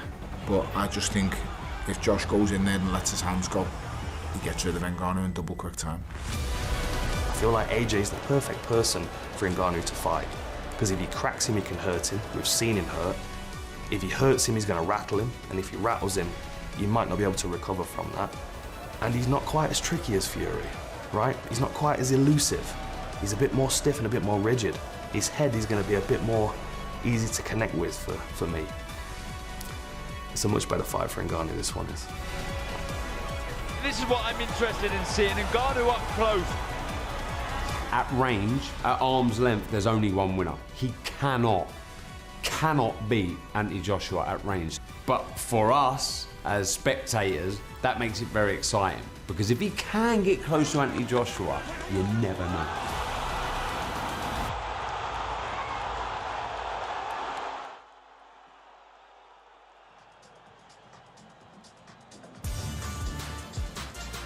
Less than 15 minutes to go until this Knockout Chaos main card. Make sure you scan the QR code. You can see it there in the top left-hand corner of the screen. We kick things off in the heavyweight division. Fantastic matchup, this one. Justice Hooney, unbeaten, takes on Kevin Larino, former IBO cruiserweight champion, now campaigning as a heavyweight.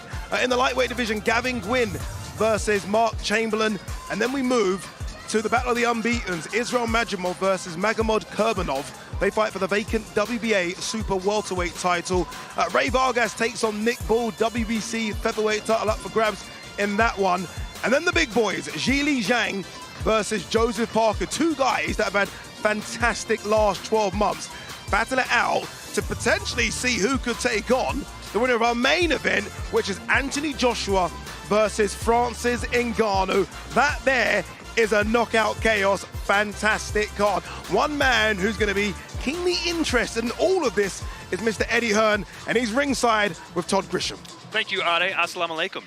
Alaikum salam. All right, did you run your 5K this morning? No, I've been doing a lot of work this week, so with all the pressure and the nerves, yeah, I thought it was best to rest today, Todd. So you're slacking. Okay, yeah. I got it. All right, let's talk about what's on the line tonight in our main event for Ngannou. He can be, pressure-free. He can just go out there and fight, have fun. If he wins, that's great. If he loses, whatever. As for AJ, what does this mean to him, big picture? Yeah, all the pressure is on Anthony Joshua. The expectation, what lies ahead, the potential undisputed fight, the respect of boxing, if you like. And, I don't mean that critically to Francis Ngannou, but let's be honest, we can't be letting an MMA guy come in here and beat the elite guys. I felt like he did it against Tyson Fury. Tonight, we've got to put it right. AJ's got to be smart, disciplined. He's got to be destructive. But there will be some moments in this fight where we're biting our fingernails, we're looking through our fingers, because Ngannou, as I heard in that BT, the mindset of Francis Ngannou, he's not going to come in here to lay down. And when you hurt this guy, you've got to hurt him properly. I don't think that you can just one punch in the first or second round is going to end this. You've got to chip away till he goes over like an oak tree. And when he goes over, make sure he can't get up, because he will keep trying to get up. We talked about the old AJ and the new AJ. You said he was back after Otto Wallin. Can he afford to be that kind of pressure fighter against Ngannou as he was against Wallin? It's interesting, because I think you need to make the pace a little bit hot for Francis, because I think he will gas in the fight. You saw against Tyson Fury, there were times where I felt like he might empty the tank. Yeah. But because Fury got hurt, he didn't put the pressure on him. He didn't make him fight at pace. But when you do that, you have to put yourself in the danger zone. As Darren Barker said earlier, AJ can outbox Francis Ngannou really, really easily. Like, it's not even an issue. But when he gets close and when AJ lets his hands go, Francis will throw with him, as we saw from the Fury knockdown. And that is the danger, someone that's prepared to throw with you. And I go back to the likes of Andy Ruiz at Madison Square Garden. He was hurt, he was out of the fight, and he decided to trade leather when AJ was trying to finish him. So that's the beauty of the heavyweight division. It can turn on a sixpence, and Francis has the size and the power to hurt any man in the division. Talking about the heavyweight division turning on its axis, what happens in our co-main event if Zhili Zhang comes in and destroys Joseph Parker? I mean, he's still floating around there. He's got obviously a massive fan base in China, a lot of hype behind him. Yeah, and he's already in a big fight tonight, but victory against Parker would stake his claim for a shot at the world heavyweight title as well. He's already interim champion. I do think the victories over Joe Joyce did glamorize him a little bit, even though he's a talented fighter, great amateur pedigree, he's an Olympian. Parker won't be that reckless. No, I think Parker wins tonight. I think Joseph Parker wins this fight. It's on points. Again, if he can force the pressure, if he can make Zhang work, I think he could gas in the fight. We've seen it before in the likes of Jerry Forrest when he boxed on a Canelo card. He's a big guy. What was he, 291 pounds, yeah. Like, to fight at pace for 12 rounds, that's tough work. And Joe has got that style. He's elusive. If Andy Lee can come up with a game plan, I back Joseph Parker to upset the odds tonight. A couple of weeks ago, you were asked a question, which fighter of Frank Warren's would you like to maybe promote if you could? He said he wanted Bivol from you, but you said Nick Ball from him. He's fighting tonight. A lot of fans may not know much about him. What do you expect from him? Oh, Nick Ball's all action. You know, he's only 5'2", and he's probably the smallest featherweight in the world, fighting the biggest featherweight in the world in Ray Vargas. Vargas has been a bit of an enigma. You know, for a long, long time, I didn't think he looked that great. I had him over in Hull once to fight Gavin McDonnell, where he first won the WBC world title. But he's probably, arguably, #1 in the division right now. Some big wins. It's an awkward style for Nick Ball, but it's an awkward style for Ray Vargas. You're going to be punching down. I mean, this guy is down there. You know, and Nick Ball is relentless. He's really strong. He's got a great work rate. A lot of people stateside think Ray Vargas will be far too skilled for Nick Ball, but a lot of people, especially from Liverpool, think they're going to get a new world champion tonight. Yeah, but hey, it's Mexico versus Great Britain. Absolutely. That hasn't gone in your favor the last couple of years. Yeah, maybe it's time to change. Yeah, all right. Other than those fights we've talked about, what are you most excited to see? You know, Israel Madrimov against Kurbanov. Now for the WBA full super welterweight world championship. These guys have got a chance to put themselves in the fold for all the mega fights. Maybe a Terence Crawford moving up to 154. You've got Tim Tszyu, a champion with a WBO.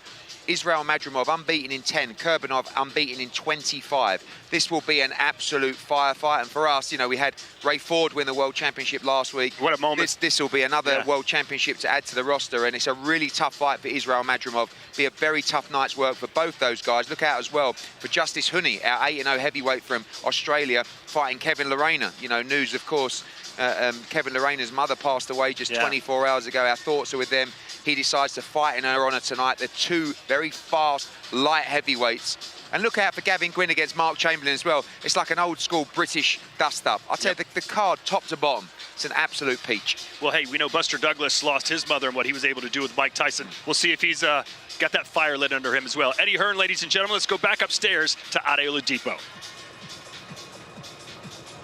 Here we go. Here we go. Look, we're nearly there now. This is it. We're less than, 5 minutes away from the main card starting. You see that QR code that you're seeing? In order to continue watching what is going to be a ridiculously good night of boxing, scan the QR code and get involved here. This is it now, isn't it?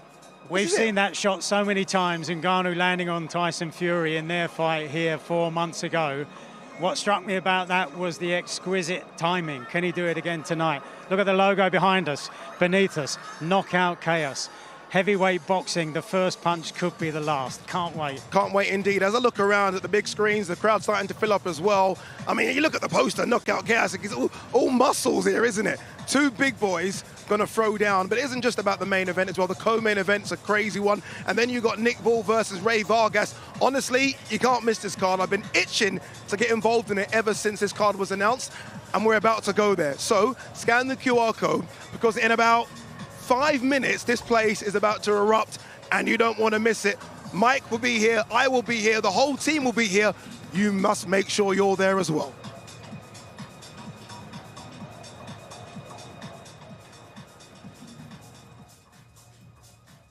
Live on DAZN worldwide, Friday, March 8th. Joshua versus Ngannou. His earthquaking power shocked the world. The left fury floored. Big shot from Ngannou. Now back into the ring. He seeks to knock down and knock out. But AJ is back. The pursuit of 3 times world champ is on. It's all to fight for in knockout chaos.